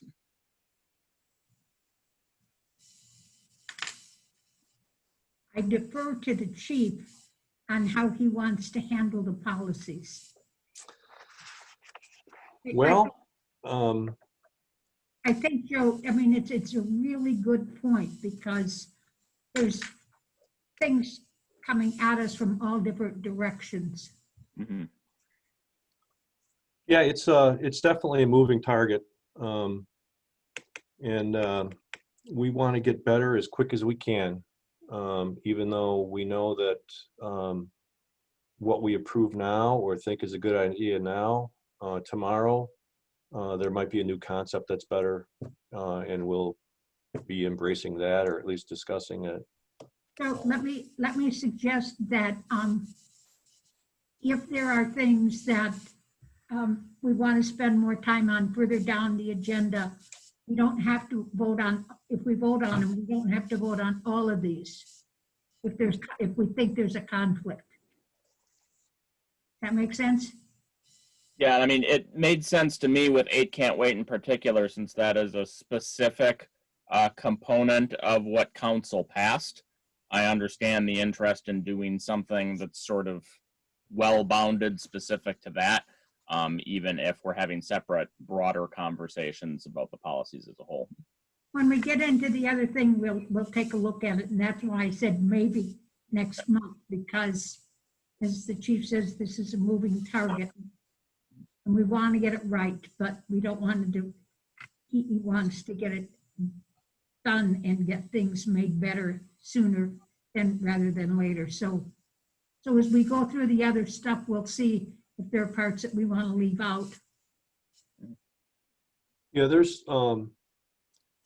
like in the resolution under point number 5, review campaign zeros, 8 can't wait. It kind of puts the onus on public safety to consider any policies that aren't current police policies, which need to be adopted and incorporated into police policies that have those 8 can't wait points in them. So we're kind of doing everything together. We're addressing the 8 can't wait. We're updating our policies, even though the policies, those particular policies are going to be looked at again. They're going to be examined again during the review by the independent investigation, and probably they'll be looked at again if we ever do get to the point where we want to be accredited. You'll have this group come in and just, you know, pick at everything we have to make sure it's covered. So it's, I mean, we have a big chore ahead of us with this resolution. So I think, you know, I mean, we don't want to paralyze ourselves and say, well, we have to wait. So we already talked about that before. I think we just keep moving, and as we fix things, we push it out, and might have to fix it again. Wally, I agree. The rest of the committee. I did some research on 8 can't wait. The research was done on that in 2015, looking at 30 police departments. It was published in 2016. And there's some thought in the literature that it's in part dated. So things keep changing. But, you know, I think it's good that we address that and that people see we are addressing that, and that we intend to make our policies and procedures as up to date as humanly possible with the resources we got. Thank you, Wally. Okay, thanks. Anything else on this item? And we've done 5C, so we will move to new business. Discussion action on 2019-2020 use of force data with race. Okay, so in your packet, I mean, it would have been, I think I talked about this a little bit before, but I'll kind of review it. There was a request last meeting for this meeting to look at our use of force incidents. So at least we did 2019 and we did 2020 up to the point where we put the packet together. And we have always put our use of force summaries in our monthly reports, and they've always been they've been put together in our annual reports too. So it's not like this is the first time anybody should have ever seen this. So we've always been, you know, the buzzword is transparent and tried to show what we're doing. And rather than just say, okay, we had, you know, 60 incidents and 50 of them were black males and 30 of them were white females, and, you know, now I lost track of what I'm saying, of the number, but rather than just give you a number, I think it's important to look at each individual case, and I don't expect you to, you know, I don't think you expect me to read every one of these tonight, but we do, anytime that an officer pulls a gun out or a taser out, or it's not every time you handcuff someone, because sometimes you handcuff people and they're being totally cooperative. If they're involved in a pursuit, they have to do a use of force. I mean, just, you know, I'll hit some of these, like, and this is what drives our statistics crazy too, is like on this January 15th one, at 12:22, officers responded to a crash where 4 juveniles fled on foot from a stolen auto. A Monona officer unholstered his handgun for the search of the marsh behind Staples and pointed it at a suspect hiding in the marsh until another officer could secure the suspect in the handcuffs. Okay, so there's one case, one stolen auto, and we have 1, 2, 3, 4 male black juveniles from one case. I mean, it was not something the officer initiated. It was a crash where these 4 kids fled from a stolen car, and now the Monona Police Department is being categorized as you just used force on 4 male black juveniles. So that's where our statistics fly up in the air.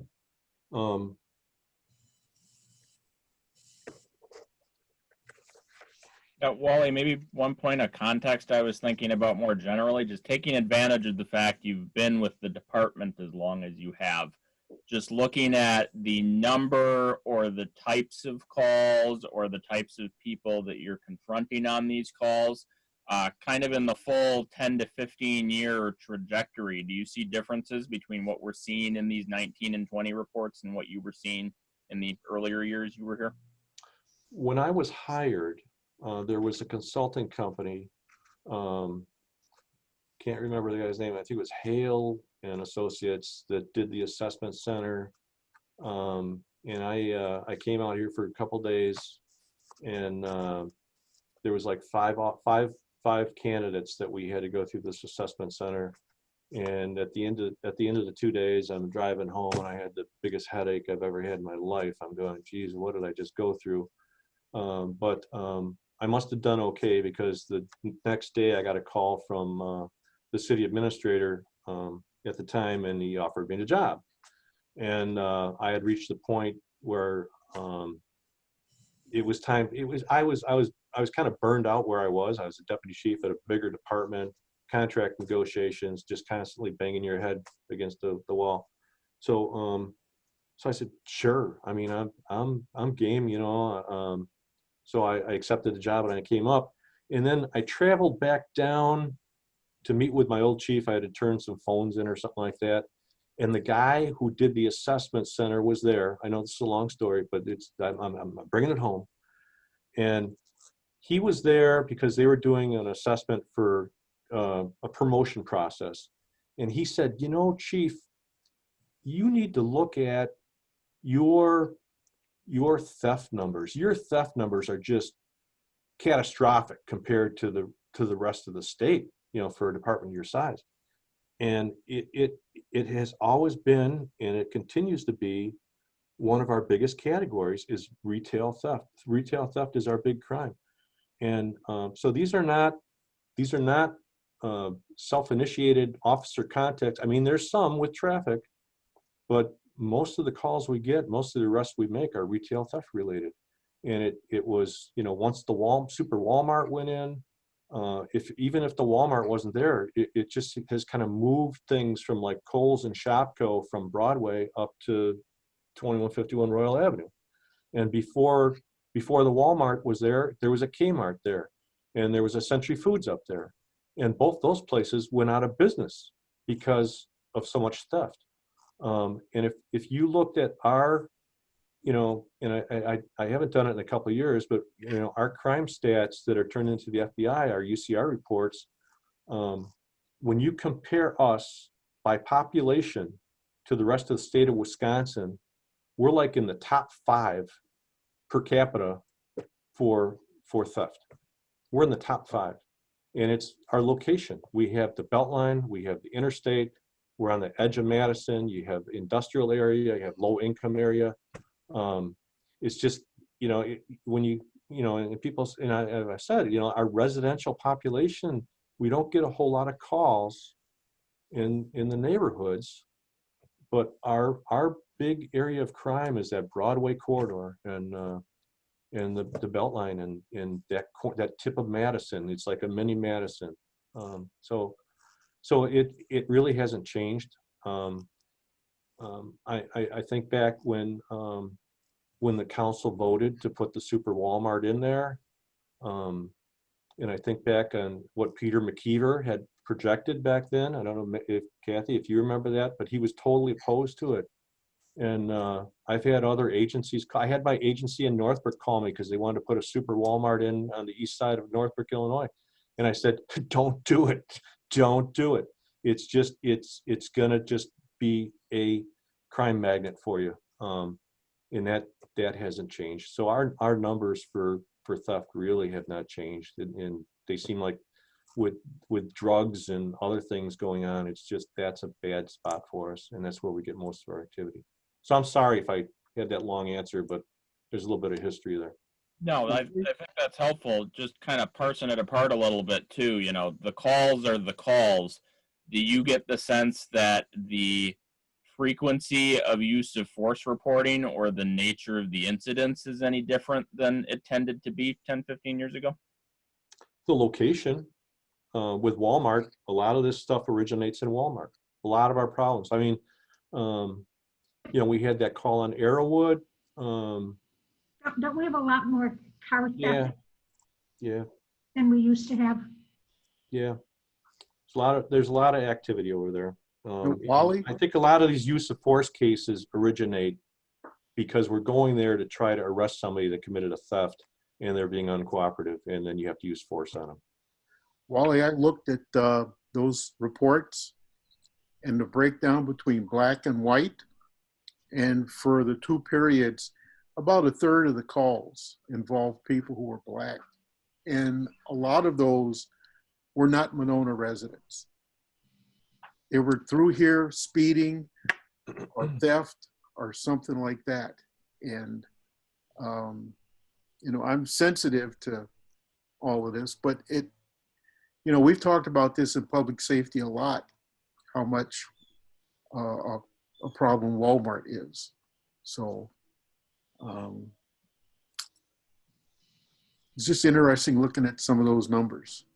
Sure. Yep. Chief, quick question. Off the top of your head, how many calls did Monona PD respond to in 2019? How many cases did the agency draw? Sarah? How about you? You have any idea? Probably look it up real quick, but top of my head, somewhere around 16,000 calls for service. That doesn't mean we responded to each one of those. You know, some of them might be a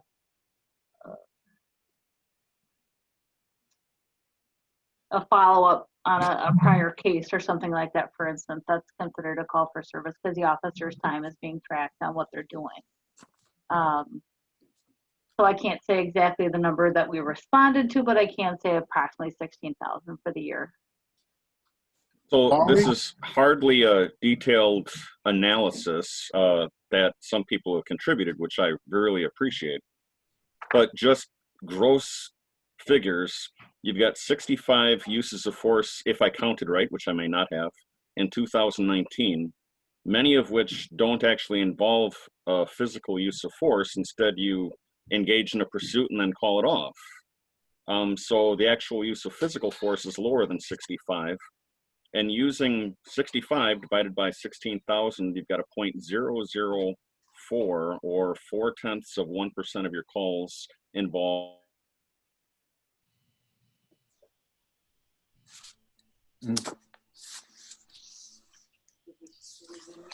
Yep.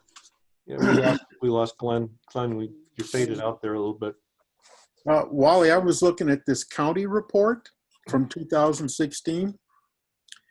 Monona had 16,816 calls. Yeah, and those calls, I mean, like Sarah said, they could be follow-up. It's like whatever someone does, it counts as a call. So that's a traffic stop. That's we right. do a lot of traffic grants. When you do a lot of traffic grants, you have to make a lot of stops. So those all count for things that officers do. And when we get into that next item under 6B, and we start talking about the percentages of, you know, who's going to jail and who's not going to jail, we got a lot of calls, but we're the least department when it comes to bringing people to jail. We usually do it through muni court citations or something like that. Any other questions? Interesting stuff, Chief. Yeah, and I mean, there's one, if you jump into 2020, there's a real long one here that happened just on June 21st. It's like on the last page, on page 31, where an officer, and this is crazy stuff here. Officer observed a drunk driver on Monona Drive. He didn't even turn his lights on. He's behind the car on Monona Drive. The guy stops. He opens his door while the car's in motion. Then he stops and he starts walking towards the officer. So the officer didn't even have his lights on. He backed up because he didn't know what this guy was going to do to separate him. And then he returned to his car and he sat with one arm outside the window.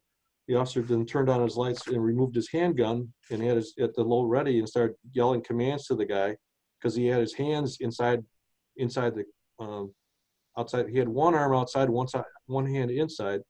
Then the guy got out and he started screaming at him. And then he reached into his car and he didn't know, he thought he was on drugs with excited delirium. So the guy starts yelling, "Shoot me." Then he starts pacing behind his car. Then the officer switches to his taser while he's waiting for his backup. And when the backup arrived, they tried to put him in handcuffs, but they couldn't move his arms because he's a real strong guy. So they disengaged and they talked to him from a distance. It turns out he had a revoked license. He's on probation. So the officers somehow parked his car and requested he walk home. They're just going to let him go. Just go home. So then he starts, they contacted probation and parole, and that's where we get, that's another thing that drives up a lot of our arrests, probation and parole. You might have someone for one kind of call, and then you find out there's a warrant for them through something else. So we're not adding additional charges. We're just arresting them on the probation and parole hold to resolve the situation instead of adding another charge. So, but they said due to his drug state and immense strength, they could not arrest him without force. So then he starts walking down the middle of the street, middle of Monona Drive at 12:30 at night. So they got mutual aid. They got 6 additional officers to help him. And after they couldn't negotiate with him, they took 8 of them to get him in custody, but he locked his arms underneath him and he tried to bite one of the officers. So then finally they used a taser, and they call it a dry stun, where they just kind of touch him with it. They don't zap him. And they were able to get him to release his arms so they could handcuff him. And then they finally took him to jail, and they found out he had methamphetamine and things like that. But that's like you're going through this whole thing where you're de-escalating, escalating, de-escalating, escalating, de-escalating, and it's just back. So it's not like, you can't, there's not like one size fits all on these cases. And for the guy's safety, I mean, they wanted to just say, go home, walk home. But he starts walking out in traffic, and you can't like leave the guy out in traffic and get run over, get sued for something like that. So anyway, that's the use of force stuff. If you got more questions, be glad to go over it. You ready to move on to 6B, Kathy? Yep, go ahead. One small question on the beginning of that story. How do you define at the low ready? The low ready would be like if your gun is out and it's like pointing down towards the ground. That would be low ready. High ready would be upper, where you're actually like pointing it at a target on a person. But low ready is just like down. Okay, so it's like out of your holster, but you're not pointing it. You're not pointing it up in the air. You're not pointing it at the person. It might be in the general direction or just down, like sort of down towards the ground, in front of your chest. Okay, item 6B is the 2019 Dane County Criminal Justice Council report. The CJC report contains 2016 arrest data from the city of Madison, Dane County Jail, and then our IT consortium group, this MPSIS group that we're part of, which is Monona, Fitchburg, Middleton, Verona, and Sun Prairie. We have given them data from 2017 through 2019. They just haven't compiled it into a new report yet. The person who coordinates this, her name is Colleen Clark Bernhardt, and she is the manager of the Division of Policy and Practice Innovation for the Dane County Board of Supervisors. So Dane County is trying to look at of reports, and they're trying to look and see what the breakdown is of number of arrests, race, sex, things like that. So they're very interested in that. They have their own website. There's a Dane County Criminal Justice website. It is, I think it's listed on the front page of this possibly. If not, I can email it to you, but it's cjc@countyofdane.com. And what's cool about that is they have a dashboard very similar to what they're doing for the COVID-19 stuff through public health. There's a dashboard where you can click on the different agencies, and it kind of shows you what Monona had for 2016, what Madison had for, you can do all of them or just one at a time, but it's in the report too. So they actually finalized this report in July of 2019. I thought I sent this maybe with a city council packet or public safety packet, but maybe you know, that's why I'm retiring. I was losing it, so maybe I didn't. But if you just go through some of this stuff, it has total calls for service, and this kind of brings up what Glenn was talking about. I think we lost Glenn. For like total calls on page 34 for 2016, they have population and then calls for service. There was a total of 320,772 calls for service. 320,772. So out of all those calls for service, in Monona, we had 16,816 back then. Out of that 320,000, there were 21,000 enforcement contacts. So if there's a math wizard out there to do the percentage, Sarah, maybe you could do the percentage. It's on page 34, 320,772 and then 21,361 contacts. It's got to be like less than 1%. It's probably like 0.0 something percent of people that we have contact with that actually get cited or arrested. It's 0.06659. 0.06. So it's just over a little more than 0.5%. 6.659%. The decimal is 0.06659. Okay. So it's a very low percentage. Total citations, Madison wrote 30% of the tickets. Middleton was 18%. Monona, which our population is the smallest of all these, we had 17%, but that is attributed to Beltline, Broadway, traffic grants, high accident. We have high accident rates, so we get a lot of grants for that. Total jail bookings, I like this one because Madison is at the top at 85%. Monona, even though we are third in citations or summons, we're at the very bottom. 0.87% of the people we have contact with get booked into jail. It gets into average number of charges per contact, and it's broken down by race. Black, 1.4, white, 1.36, Native American, 1.35, Asian Pacific, 1.25, unknown, 1.4. Average number of charges per contact resulting in jail bookings by race. Black is 2.5, white is 2.22. So I guess the thing that makes me wonder about the black additional charges, I don't want to generalize, but I think a lot of it is suspended driver's license things. It seems to me, and I don't know for certain, it seems like more black individuals are cited for suspended or no valid license.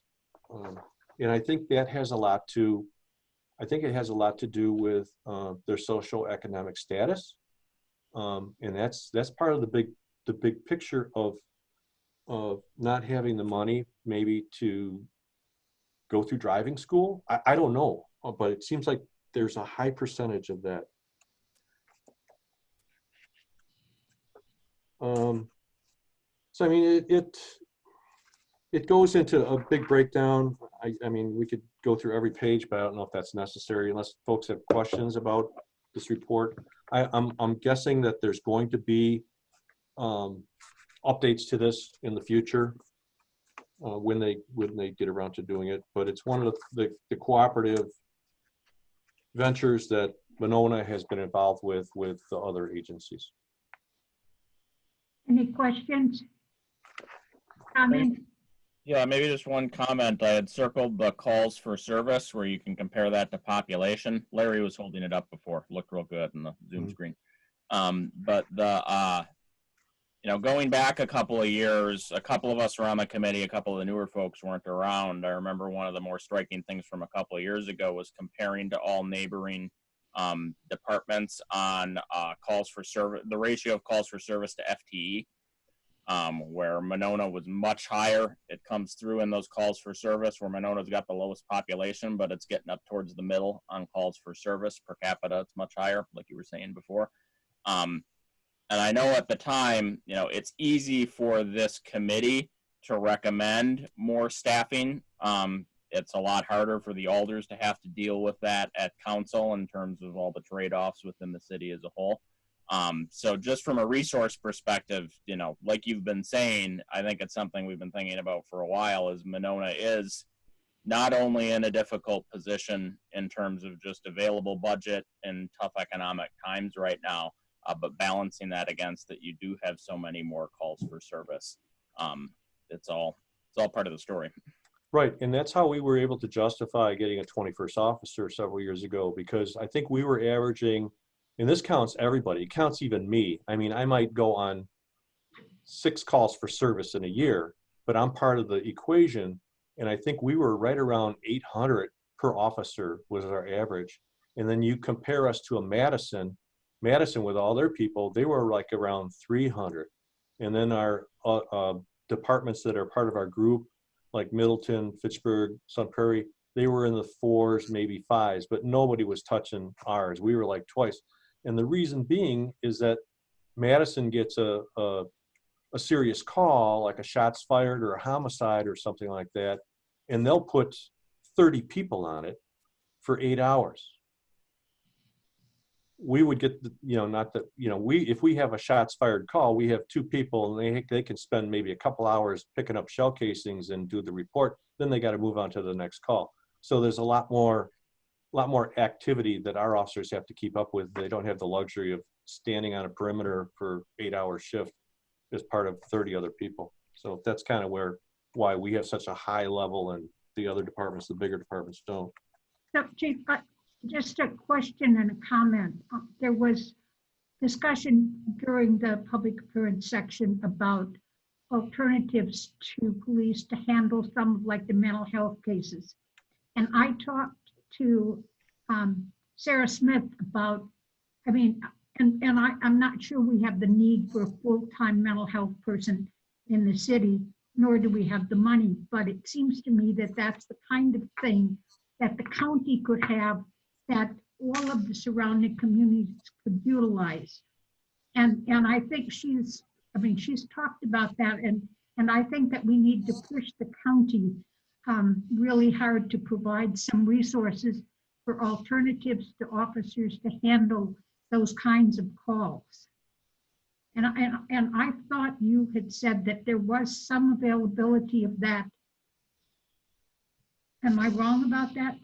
Well, we work with Journey Mental Health, which is also known as Crisis, Dane County Crisis. We work with them anytime we get a mental health case where it looks like we have to do it, they call it a Chapter 51, which is an emergency detention, where someone is in such a bad state that they are either a harm to themselves or harm to someone else. So when they do one of those 2 things, that's what kind of triggers when we have to do something with them. Under state statute, the police are designated as the people that are responsible for transporting that person. But we have to also, under state statute, we can't do it without first getting coordination through Crisis. So it's a partnership, but it's not one where they come out to the scene every time. A lot of times, like we'll go to someone's having a nervous breakdown or something like that, and it's like the officers maybe did they really threaten themselves? Did they threaten someone else? And they'll be able to talk to the person, but the person's like, yeah, I'm kind of feeling like I need to talk to someone. They'll get Crisis on the phone and they'll have that person talk to them on the phone. But I don't see how we would be able to, I like the county idea. I really think we need to push it, and I know Sarah's very supportive of that notion, and I think we need to work with the county to get them to have someone so that whether it's McFarland or Middleton or Stoughton, that we have access to professionals to handle that. Well, they have people that are on call 24 hours a day, but they might only have 1 person and they're only available by phone. They'd have to really increase their workforce if they're going to start actually going in the field and responding to calls.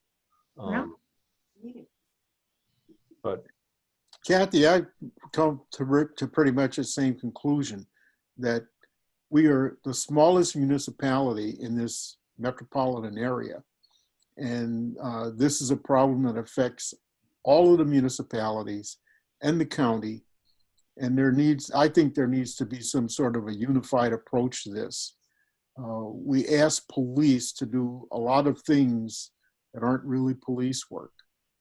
And, we might be able to take 10%, 15% of the workload off of law enforcement if we had these mental health capabilities. And I think that's something we need to look at on a broader base than just Monona. Yep. So anyway, any other questions on this report? If not, we will go to item 6, new business. Item A, discussion on, item B. We're now down to item C.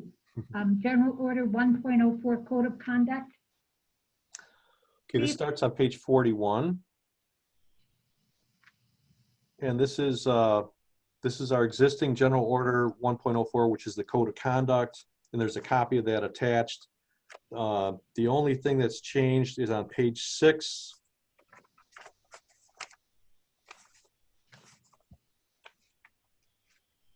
Where there's a new, this is the one I talked about before, section 9, which is neglect of duty, which failure to intervene in misconduct. This is the one where I gave you the example of the George Floyd case in Minnesota.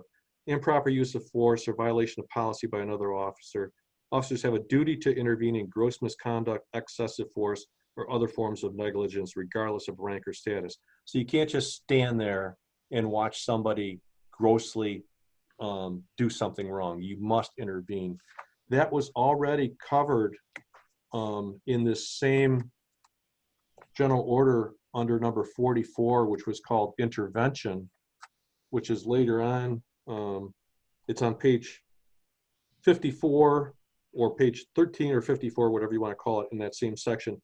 Officers, it talked about not interfering with cases, but it does say that the intervening officer believes beyond reasonable doubt that an obvious injustice would result from failure to take immediate action. So it was in there before, but we're kind of just like duplicating it and making it stronger, that you must intervene.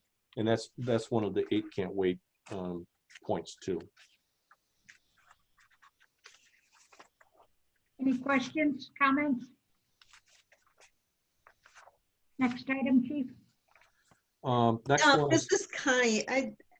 I'm new to all of this, so just bear with me a little bit on process. So if there's code of conduct situations, what is the process? It's reported to the police chief. What happens then? Well, it doesn't have to be reported to me. This is like, this is how people are supposed to behave. They can't come to work drunk. They can't come to work on drugs. They can't steal things. They can't, harass people. That's where the code of conduct comes in. They're supposed to be in their uniform. If they're in uniform, it's supposed to be neat. Their hair is supposed to be trimmed. Their beard is supposed to be a certain length. That's what the code of conduct is. So it might just be a supervisor saying to one of his officers, saying, your shoes need to be polished. Okay, you need to pick it up. Okay, you're looking like a slob out there. You got holes in your pants. Fix it. Okay, and if they don't do it, then they might get an oral reprimand. They might get a written reprimand. There's a whole process. It could, and if it gets to a point where someone wants to argue with you about it, then we have a section there called insubordination. Then it could lead to something that would come to me where they might get suspended, or if it's something that can't be fixed, they could be it could be recommended that they be terminated, and we bring them before the Police and Fire Commission. Okay, so that's kind of what the code of conduct. Yeah, that's what I was wondering what the process was. Okay. Item 6D, which is now we're getting into the use of force policies that we updated. So some of these, and I apologize, I should have, next time what I'll do is maybe I'll highlight the new sections in blue and then the 8 can't wait in yellow. I probably should have done that just so it's clear in my head what's changed and what hasn't changed. If you go to page 62, which is the cover for 5.01, what I need to change on here is I need to change the dates. I need to change what it's called. We're calling these general orders, not policy and procedure, so we can differentiate with our old policy with what the new general orders are. When it talks about, they're referencing at the very top of Wisconsin statutes, and it has the statute numbers. It has, it refers to the DAT manual, the Defense and Arrest Tactics manual, which is from Training and Standards. And then off to the right, it talks about Wiley Ag 5th edition standards, 5.1.1, 5.1.2, 5.1.3. Wiley Ag is the state of Wisconsin accreditation model that this particular policy falls under. So I can tell you right now, 2 new things that were not in the old 5.01 are foot pursuits and rendering medical aid after use of force. Those are 2 new sections that are in there. And then as you go through it, I highlighted the sections that applied to the 8 can't wait.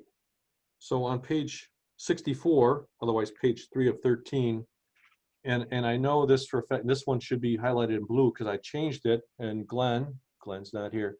Glenn would be happy to see that the definition for deadly force was updated, and deadly force. Thanks, Chief. Are you there, Glenn?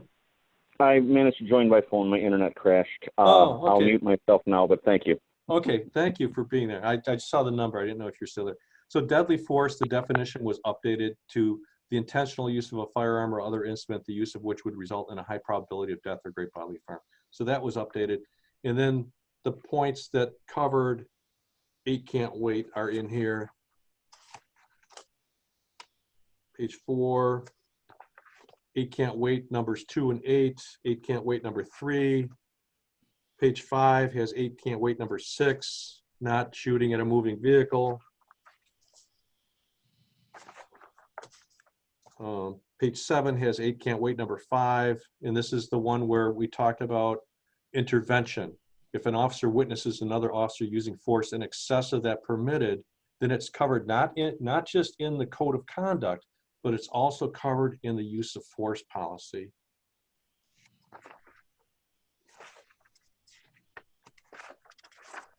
On page 9 of 13, which is page 70, 8 can't wait number 1, which is the use of neck restraints and or chokeholds. Chokeholds is new language by personnel of the Monona Police Department is prohibited unless the situation requires the use of deadly force that would be justified. So it was under the restraint section where neck restraints were not permitted, and we added the wording for chokeholds. So that's also not permitted. And then another new section is on page 10. It's not highlighted, but we never really covered foot pursuits before. Foot pursuits, this is really good that we put it in here because this foot pursuits has always been an issue where we have guys got chasing people, and does it really justify us to be running after them? It leads to a lot of workman's comp, a lot of injuries, a lot of bruising, scratching. Not very many broken bones, but it's like it helps. I think having this in here will help officers decide when it's appropriate, when it's not appropriate. Guy like me, I'm not going to chase anybody by foot. Page 11, which is page 72, it talks about the 8 can't wait number 7 at the very bottom, reporting use of force. And this is the one I mentioned before under firearms. It has striking with, that should be changed to discharge or pointing of any firearm. So that'll be updated. And then it talked about all those other points that we talked about in 8 can't wait. This is the one where on the last page, which is page 74 or page 13 of 13, it talks about doing those reports, the annual reports to Bureau of Justice for death, great bodily harm, discharge of a weapon. So that's the new use of force 5.01.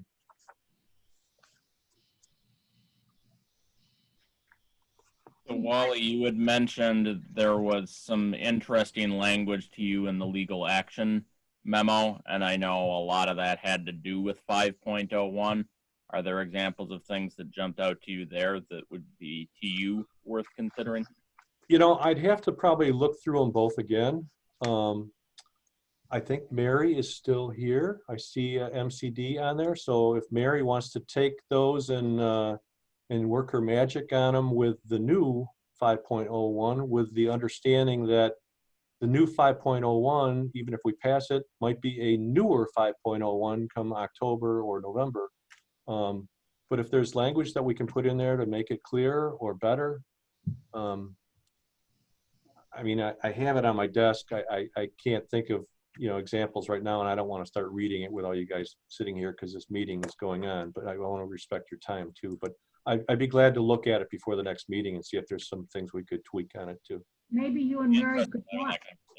Sorry, Kathy. Sure. Maybe we could work together on it, which would be great. Mary? Yes, I'm here. If you could send the version that you have in a clean copy that we could compare them with, that would be useful. Okay, I could send it to you in a Word document too. It's already on our website for public safety in the agenda packet, but I could send you a Word document. That would be great. Thank you. Okay, thanks. Thank you, Mary. I'm sorry. Joe, did you want to say something? No, it's just, that sounds good to me. I'm interested in having that conversation, but working through it first makes sense. Continue. You want to move on? 6E, which is discussion of general 5.02. 5.02 used to be 5.03. 5.03 is now the deadly force policy. So this is the one that deals with less lethal weapons. And we added a couple things in here. It addresses the 8 can't wait number 2 de-escalation. And it also addresses the 8 can't wait number 4 require exhausting all alternatives before shooting. And also the 8 can't wait number 2. Oh, I know what it was. You know what I liked? Mary had in hers an example of use of canines. And we do have a canine policy, but in our current dog is not a real patrol dog that is a bite dog. She probably bites, but we don't want her to bite. But if we are able to get another dog, which we do have funding for, because Maya is getting pretty old, we would make that proposal that it be a full patrol dog. And it would be nice to have something in the use of less lethal weapon policy that addresses how that dog would be used. So just off the top, it has on page 1 or page 76, it talks about de-escalation. The next page, it talks about 8 can't wait number 4. Before you use deadly force, you must reasonably believe that all other options have been exhausted. Talks about de-escalation again. We're really hammering on the de-escalation.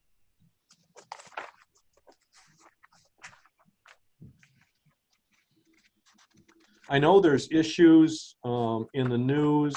I know Milwaukee was under scrutiny for it for chemical agents. We don't really have any chemical agents. The only thing that's close enough to a chemical agent for us would be pepper spray. If we used to have some stuff that was in our armory from like the 60s, and we finally had Dane County Bomb Squad come and take it away. I don't anticipate us ever purchasing any. I think if it got to the point where we needed it, we would probably call for mutual aid from either the City of Madison or Dane County Sheriff, probably most likely Dane County Sheriff. If we ever had to use it, I would hope and pray that that day never comes. But there is a section that deals with chemical agents. It talks about conducted energy weapons. So it's a CE, in this version, it's a CEW, conducted energy weapon. This is basically a taser. This is what we're talking about with a taser. other places, I think in some of the examples that Mary gave us out of Philadelphia and Camden, I think they call it something else, electronic control device or something like that. But the Wisconsin version that we're using, and other places call it different things, but conducted energy weapon is what it is.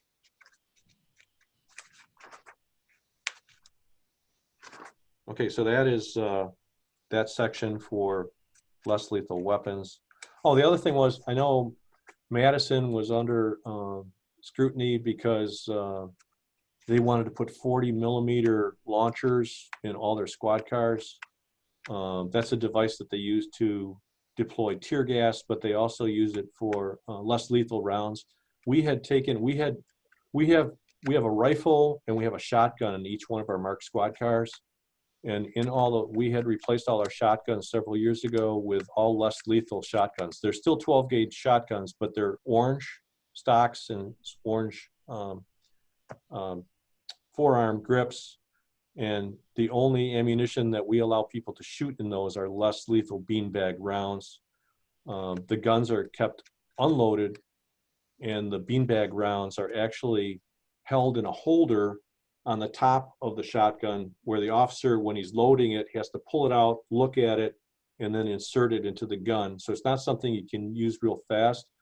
But if you had a case where someone was like threatening someone with a knife or something like that, and maybe a taser wouldn't work, and you don't want to go to lethal force with a firearm, you would possibly deploy a less lethal round.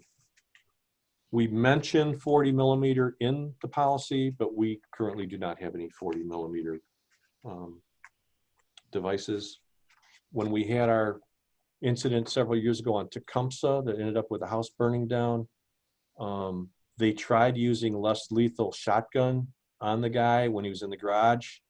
They actually tried to use, because they thought he had a gun, that was firing a gun. They actually, there was a deputy that took 2 shots at him with a rifle and missed him, but they ended up taking him in custody once they were able to use the 40mm round, because it was bigger and it had going a greater distance. It was able to disable him by shooting at his legs, and once he went down, then they were able to rush in and take him into custody. So I can't say it's never going to be used, but at least it's addressed there. Okay, unless there's questions for that, I'm going to move on to 5.03. Okay, this is item 6F, 5.03. So this 5.03, and I know I'm throwing a lot of numbers out there, I mentioned it before, this kind of replaces our old policy and procedure 2.000. That's where deadly force was. We just never got around to doing the new deadly force in the general orders. So now we have use of force in 5.01, which is general use of force. We have less lethal in 5.02, and then 5.03 strictly deals with deadly force. So once these 3 are approved, then we can do away with the old 2.000. So on page 2, it talks about addressing 8 can't wait number 4. Page 3 addresses 8 can't wait number 2, de-escalation. And number 4, exhausting all alternatives before shooting. Page 4 has 8 can't wait number 6, ban shooting at moving vehicles. And page 5 addresses 8 can't wait number 3, require warning before shooting. 8 can't wait number 1, bans chokeholds, and unless it would apply to deadly force. And 8 can't wait number 7, require comprehensive reporting. So that's a real quick breeze through of that one. Questions? Yeah, question on, let me get the reference right here. This would be 3B 8 and 9 on page 4 or page 87 of the packet.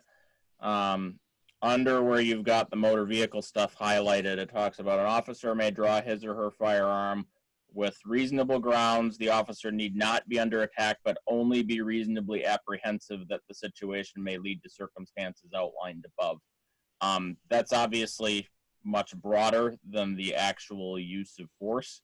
Right. Are you aware of any sort of escalation techniques or concepts that tend to be used there in terms of how you'd work up to actually pointing a gun at somebody in more ambiguous situations that are closer to the borderline? Well, this is the section that when you're doing a high-risk felony stop, authorizes the officers to remove their firearm from their holster and put it in a ready or ready position.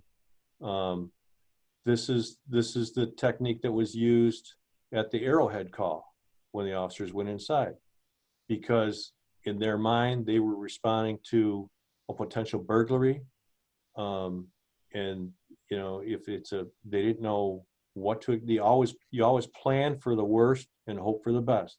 So that authorizes them to take their guns out of their holster when they do it. That's how we're trained when we do building searches. To always have your firearm out in a ready position in case it's needed. So that's the section that gives them the authority to do that.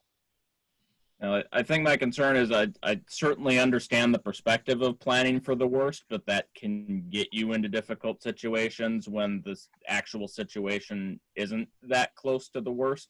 And again, maybe this is something that someone like Glenn or Dennis may have more technical knowledge on, but I'm just wondering if there's any sort of references for something that adds a little bit more nuance to that provision.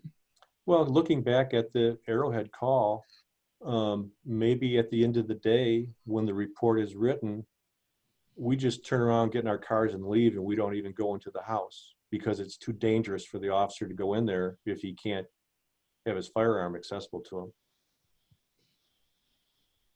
Glenn, did you have any comment?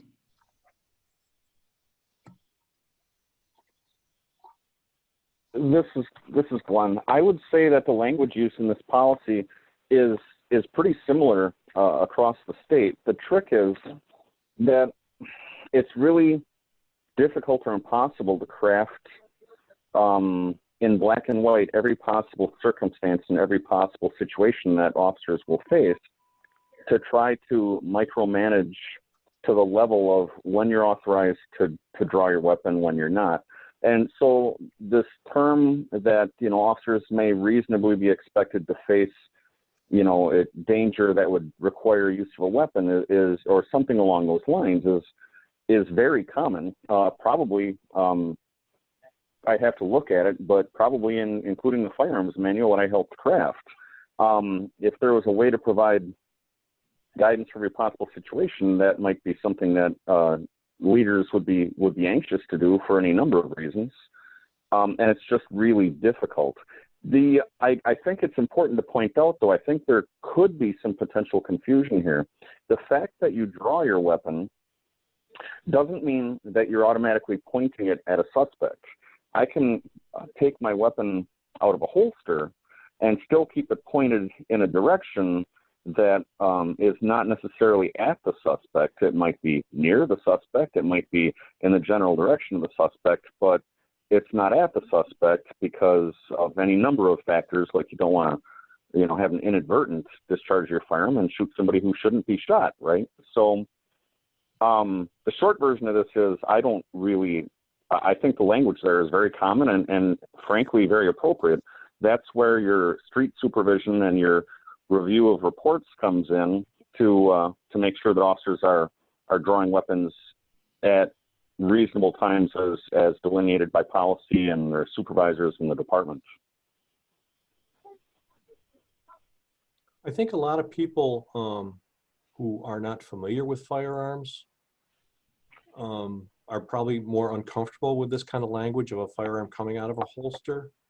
But I mean, our officers go through a lot of training. We're on the range. I mean, it seems like we're on the range a lot, but when you're taking your gun out, you're not like putting your finger right on the trigger when you're walking around with it. We call it indexing your trigger finger, where your trigger finger is actually on the outside of where the trigger is. There's like a trigger guard and your finger's on the outside of that. It's called indexing your trigger finger. And, you know, I think back, I mean, I've been a cop for 43 years and I'm handling a gun every day that I'm working. And, you know, I've never, it's never just gone off by itself just because it's out of my holster. That doesn't happen. It has to go off for a reason. Usually someone pulls the trigger inadvertently, or a lot of these accidental discharges is because someone is trying to put their gun back in their holster and a piece of clothing or a cord gets in there and causes the gun to discharge. So guns just don't go off by themselves. They just don't, it just doesn't happen with today's firearms. They just don't malfunction just because they're out. And I can see where people who don't handle firearms would probably be uncomfortable with the way that's worded.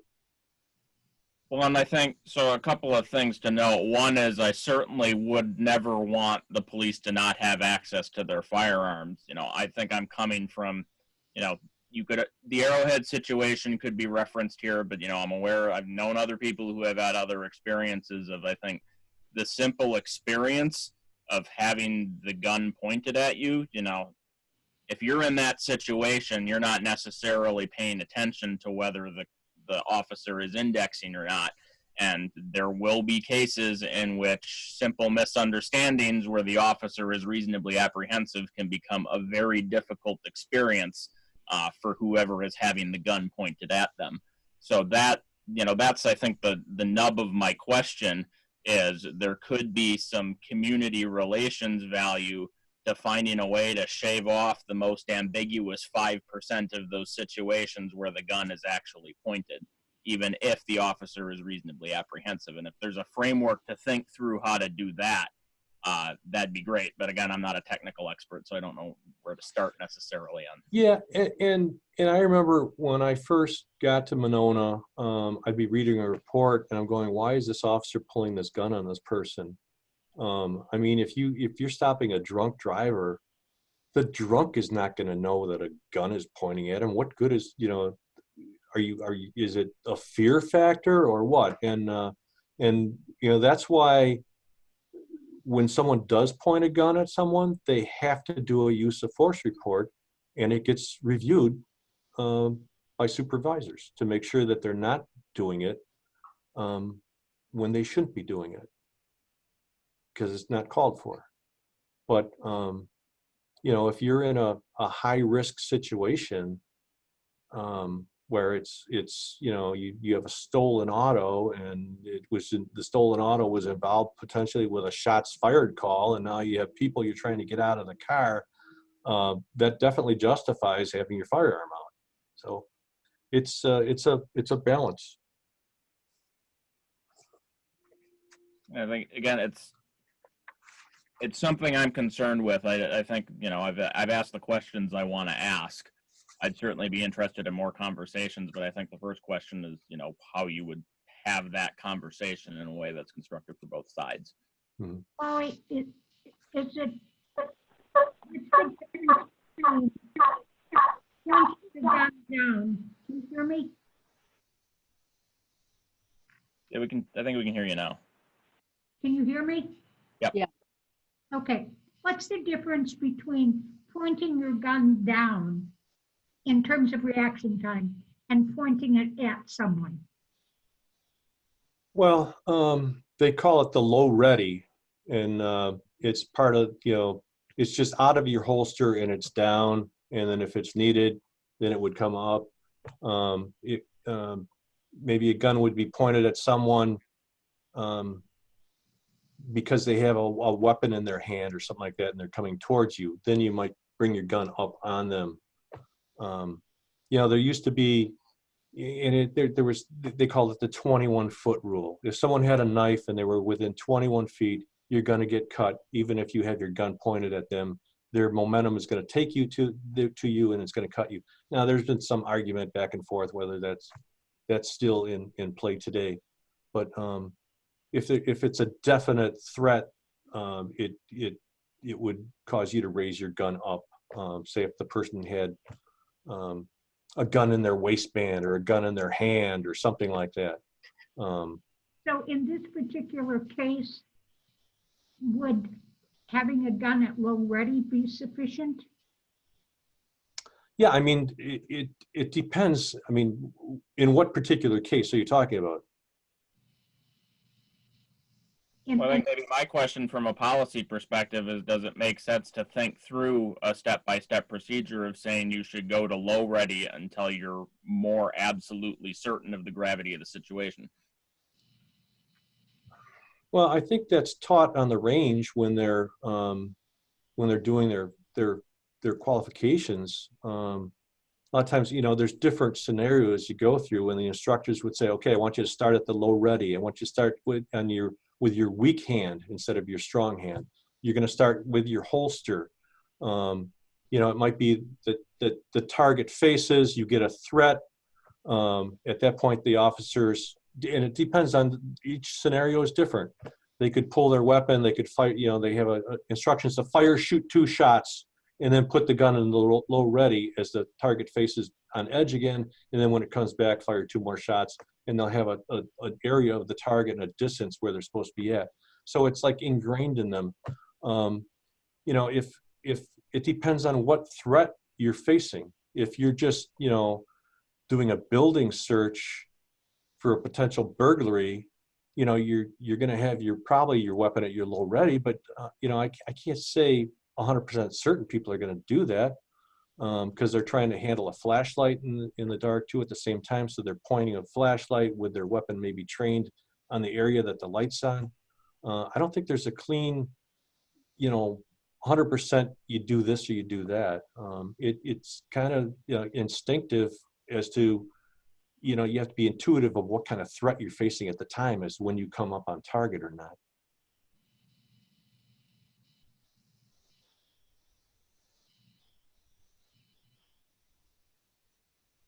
I'll keep this really short, but when you're holding a person at gunpoint in the academy, you're taught not to be completely on target. You still have the gun depressed a little bit, and your finger is off the trigger.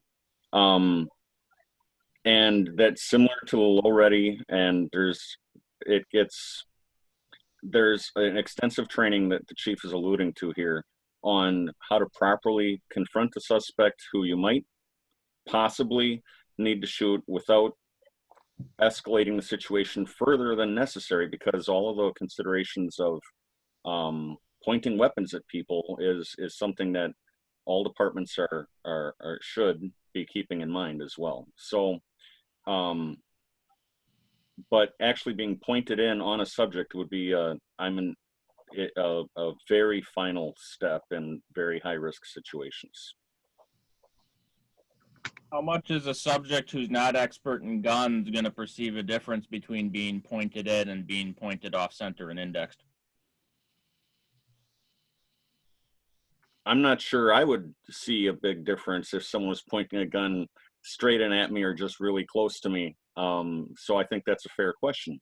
And that's where the other elements that we haven't really talked about here, where the officers are not just pointing a weapon, but they're giving commands, they're giving orders, they're assessing the situation, they're looking at the subject's demeanor and reading the situation to determine the appropriate course of action. If I were to point a gun at somebody and they throw their hands up and say, whoa, this is a big misunderstanding, that's a lot different than somebody doing target glances and sort of not following commands and edging towards, you know, their hand closer to their belt. So it's a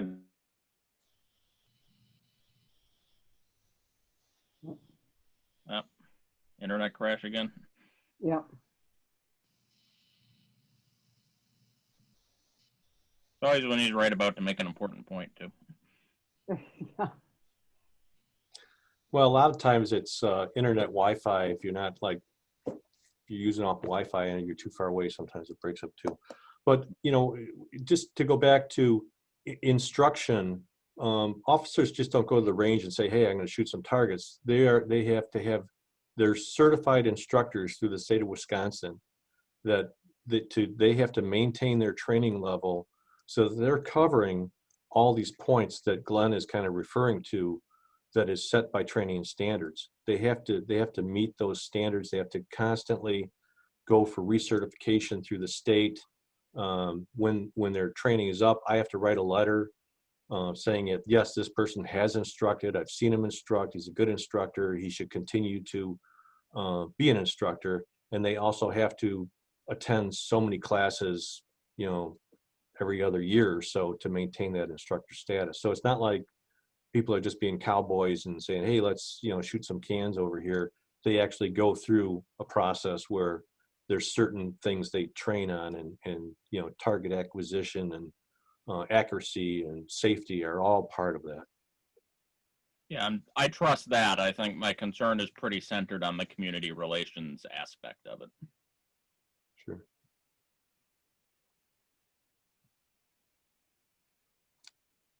Well, something we can all think about. Yeah, I would concur with Joe's thinking, just in terms of, I think this is obviously a point of interest that shouldn't be lost.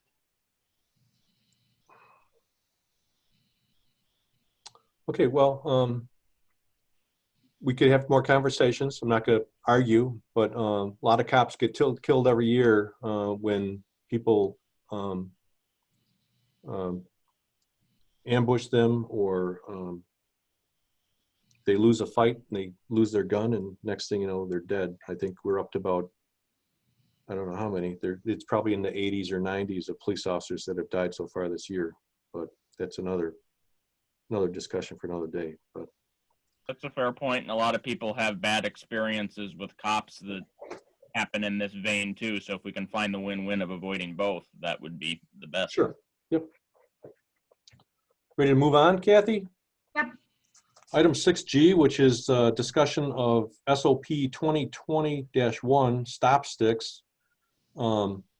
This is one where I don't think this has to go to the council. If you guys want to vote on this, this would be great.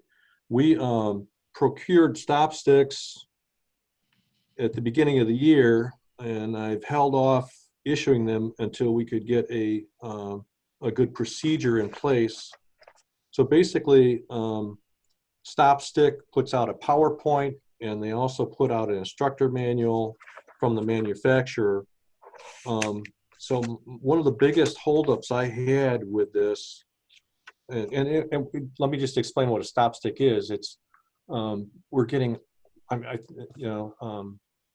know it was brought to my attention earlier today. We get a bulletin like every day from the city of Madison. In the old days, they used to call it a hot sheet. Now it's just like a stolen auto sheet that will list the license plate number, the VIN number, a picture of the car, when it was stolen, where it was stolen from. And for a long time, we get maybe 5 or 6 in the whole county. Then we get 1 page. Now we're into 2.5 pages. There's so many stolen autos now. And it's become like a sport for these individuals that are stealing these cars to basically get on the belt line and just go, 100 miles an hour, and they don't care if it's 2 o'clock in the morning or if it's 2 o'clock in the afternoon.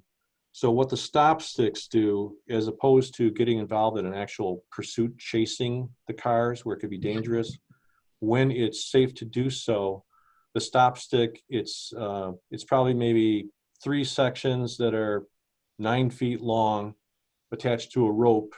And what the officers do is they throw it out into the traffic lane. And when the vehicle that is the vehicle of interest that is fleeing comes by, they try to pull it so that the tires run over these little, it's almost like a little pyramid, okay? And there's spikes sitting inside there. So when the tire runs over it, it goes in and it's like a straw that's open. So it punctures the tire, and then the air slowly deflates out of the tire. So this causes the vehicle at some point where it's not going to be able to go 100 miles an hour. It causes them to slowly deflate and hopefully resolve or at least stop the hazardous, crazy driving, and hopefully it leads to an arrest and a recovery of a vehicle. So my big thing that I had was I was really concerned with where they would deploy them on the belt line. And one of the things that really bothered me was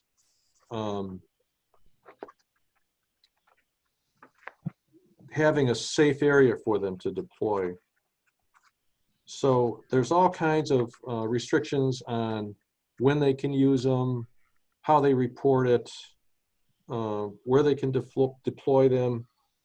And so on page 94, deployment of stop stick, this was the thing that really concerned me, is find substantial cover. Like, you want to have some solid barrier. Just being in front of your squad car is not good enough.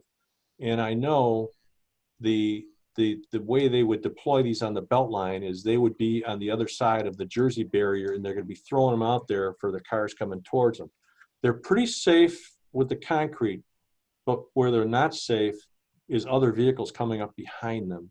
So that was really a sticking point for me until we were able to put some wording in here that just having a patrol vehicle is not adequate cover unless there's a second patrol vehicle behind them providing a buffer and another officer acting sort of as a safety spotter. Because not only do they have to throw the stop stick out there, they then have to reel it in.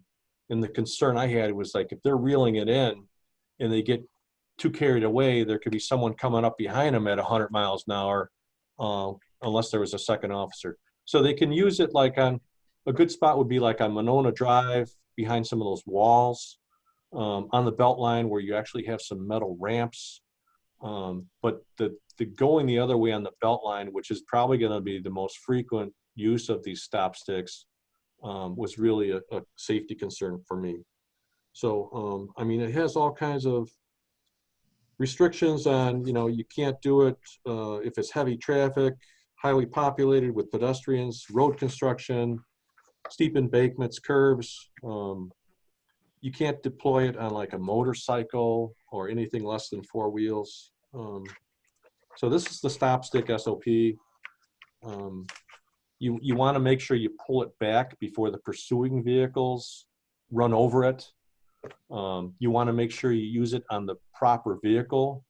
We had a case about 6 months ago where it was a pursuit of a stolen vehicle going westbound on the belt line.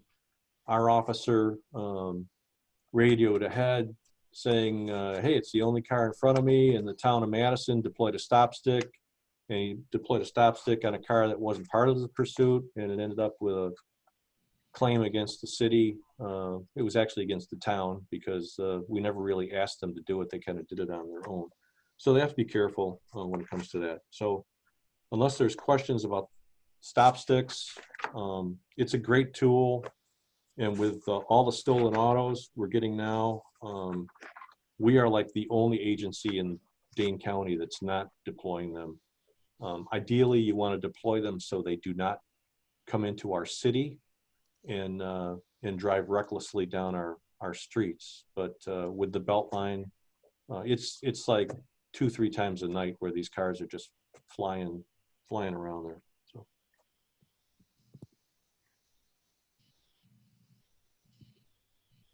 I agree with you, Chief, and I think we can do this, but I think it should go to the council.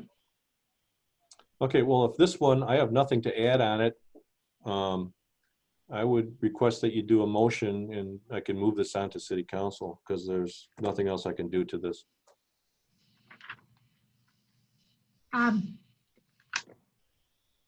Okay, so are there questions or comments from the committee on this item?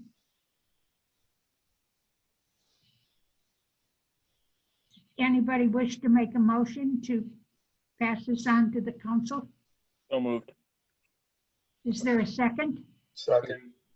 Discussion? All those in favor? Aye. Aye. Opposed? Okay, we'll put it on the council agenda. Thank you. That made my night. Good. Okay, we're through item 6. Are there any questions on any of the items? Item 7 is next. Chief, unless you have something significant to report, financial report, we can save you from that.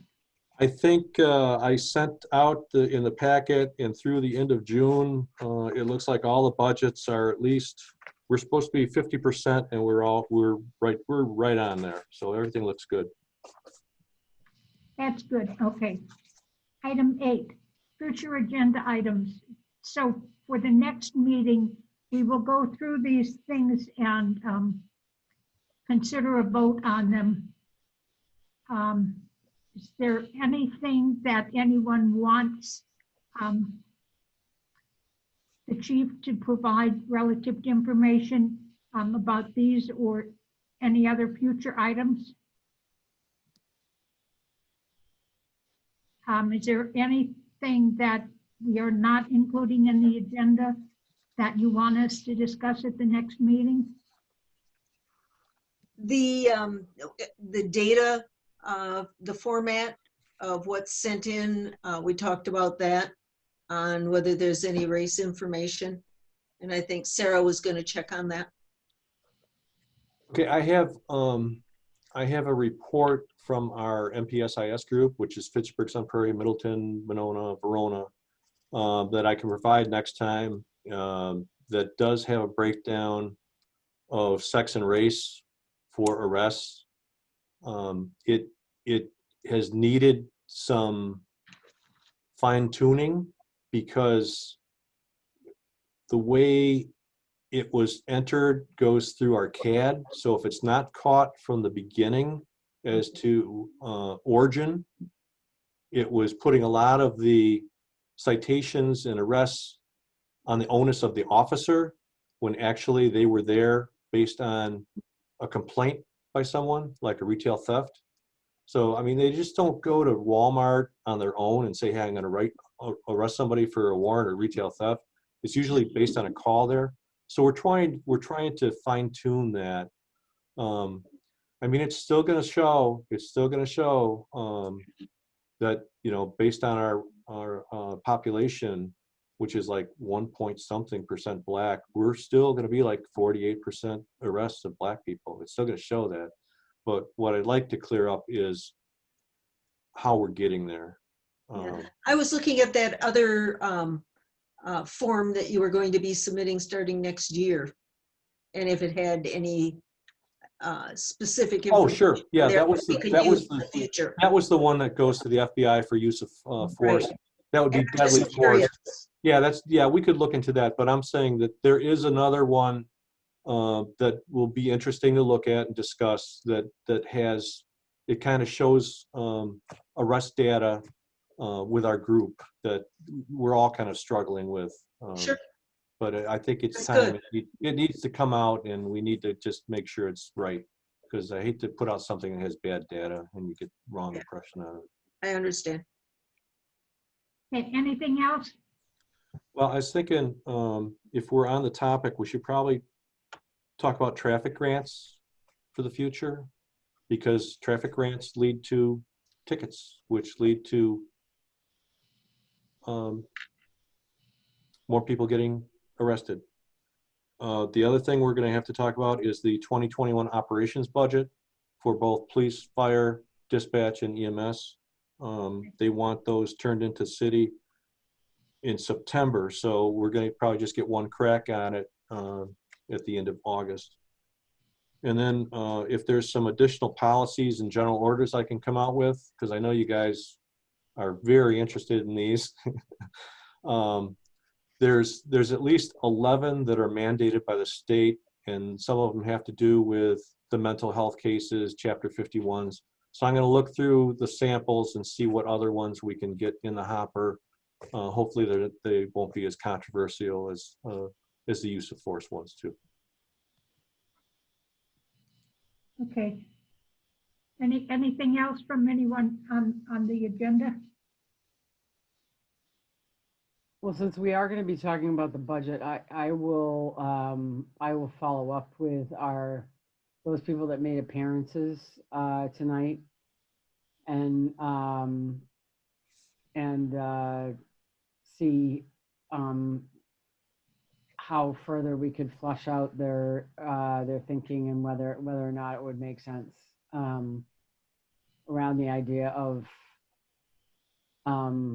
resources, not sending our police in a million different directions for calls that are clearly not criminal in nature. I don't know if we're going to have enough latitude there, but I'm certainly willing to look at it. Just so you know, our budget instructions for 2021 is we have to propose 4 different budgets. Yeah. One will be a 1% increase, one will be a 0, one will be a -1, and one will be a -2. Mhm. So, I mean, it's going to be hard to meet some of these numbers. Right.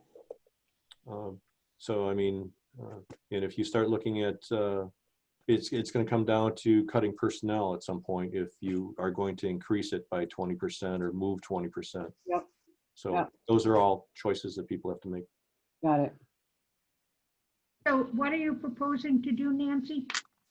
I'm just gonna follow up with the individuals that made appearances tonight to find out a little bit more about what the points that they raised and the data that the chief was kind enough to supply to them already. And Yeah, I would be interested in seeing the data reports that they did and looked at. mm-hmm. Exactly, I would as well. Okay. Item 9, reports. Do you have anything to report, Chief? That you Well, haven't- just a couple things real quick. I know it's getting late, but we're in the process of doing some implicit bias training for the whole department. It's an online 3-hour course. All of our police employees are going through this. I did it yesterday. It's okay. It's not the greatest, but at least it kind of, gets your mind thinking. So that's costing us about $2,000 to do that online for everyone. We've rented the program for 1 month. We have to get everybody through it.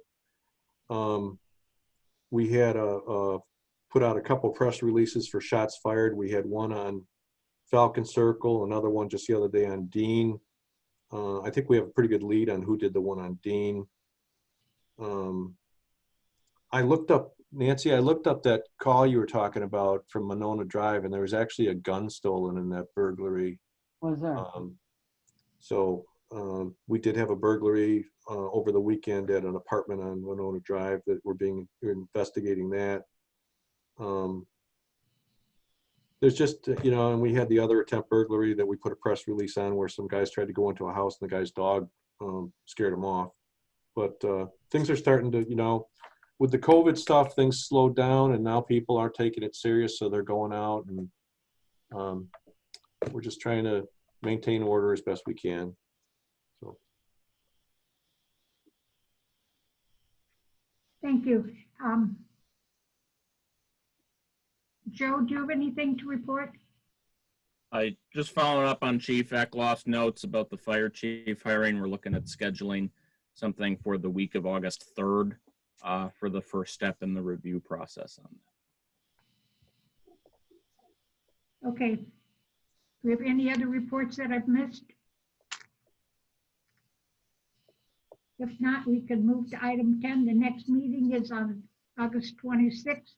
I'm assuming it'll be a virtual meeting. Item 11, adjournment. Anyone care to move to adjourn? I think Bisbee just made a motion. Motion to adjourn. Is there a second? Second. Larry. All those in favor? Aye. Opposed? Thanks, everyone. Thank you. Thank you. All. Thanks to Dan. Stay safe, everybody.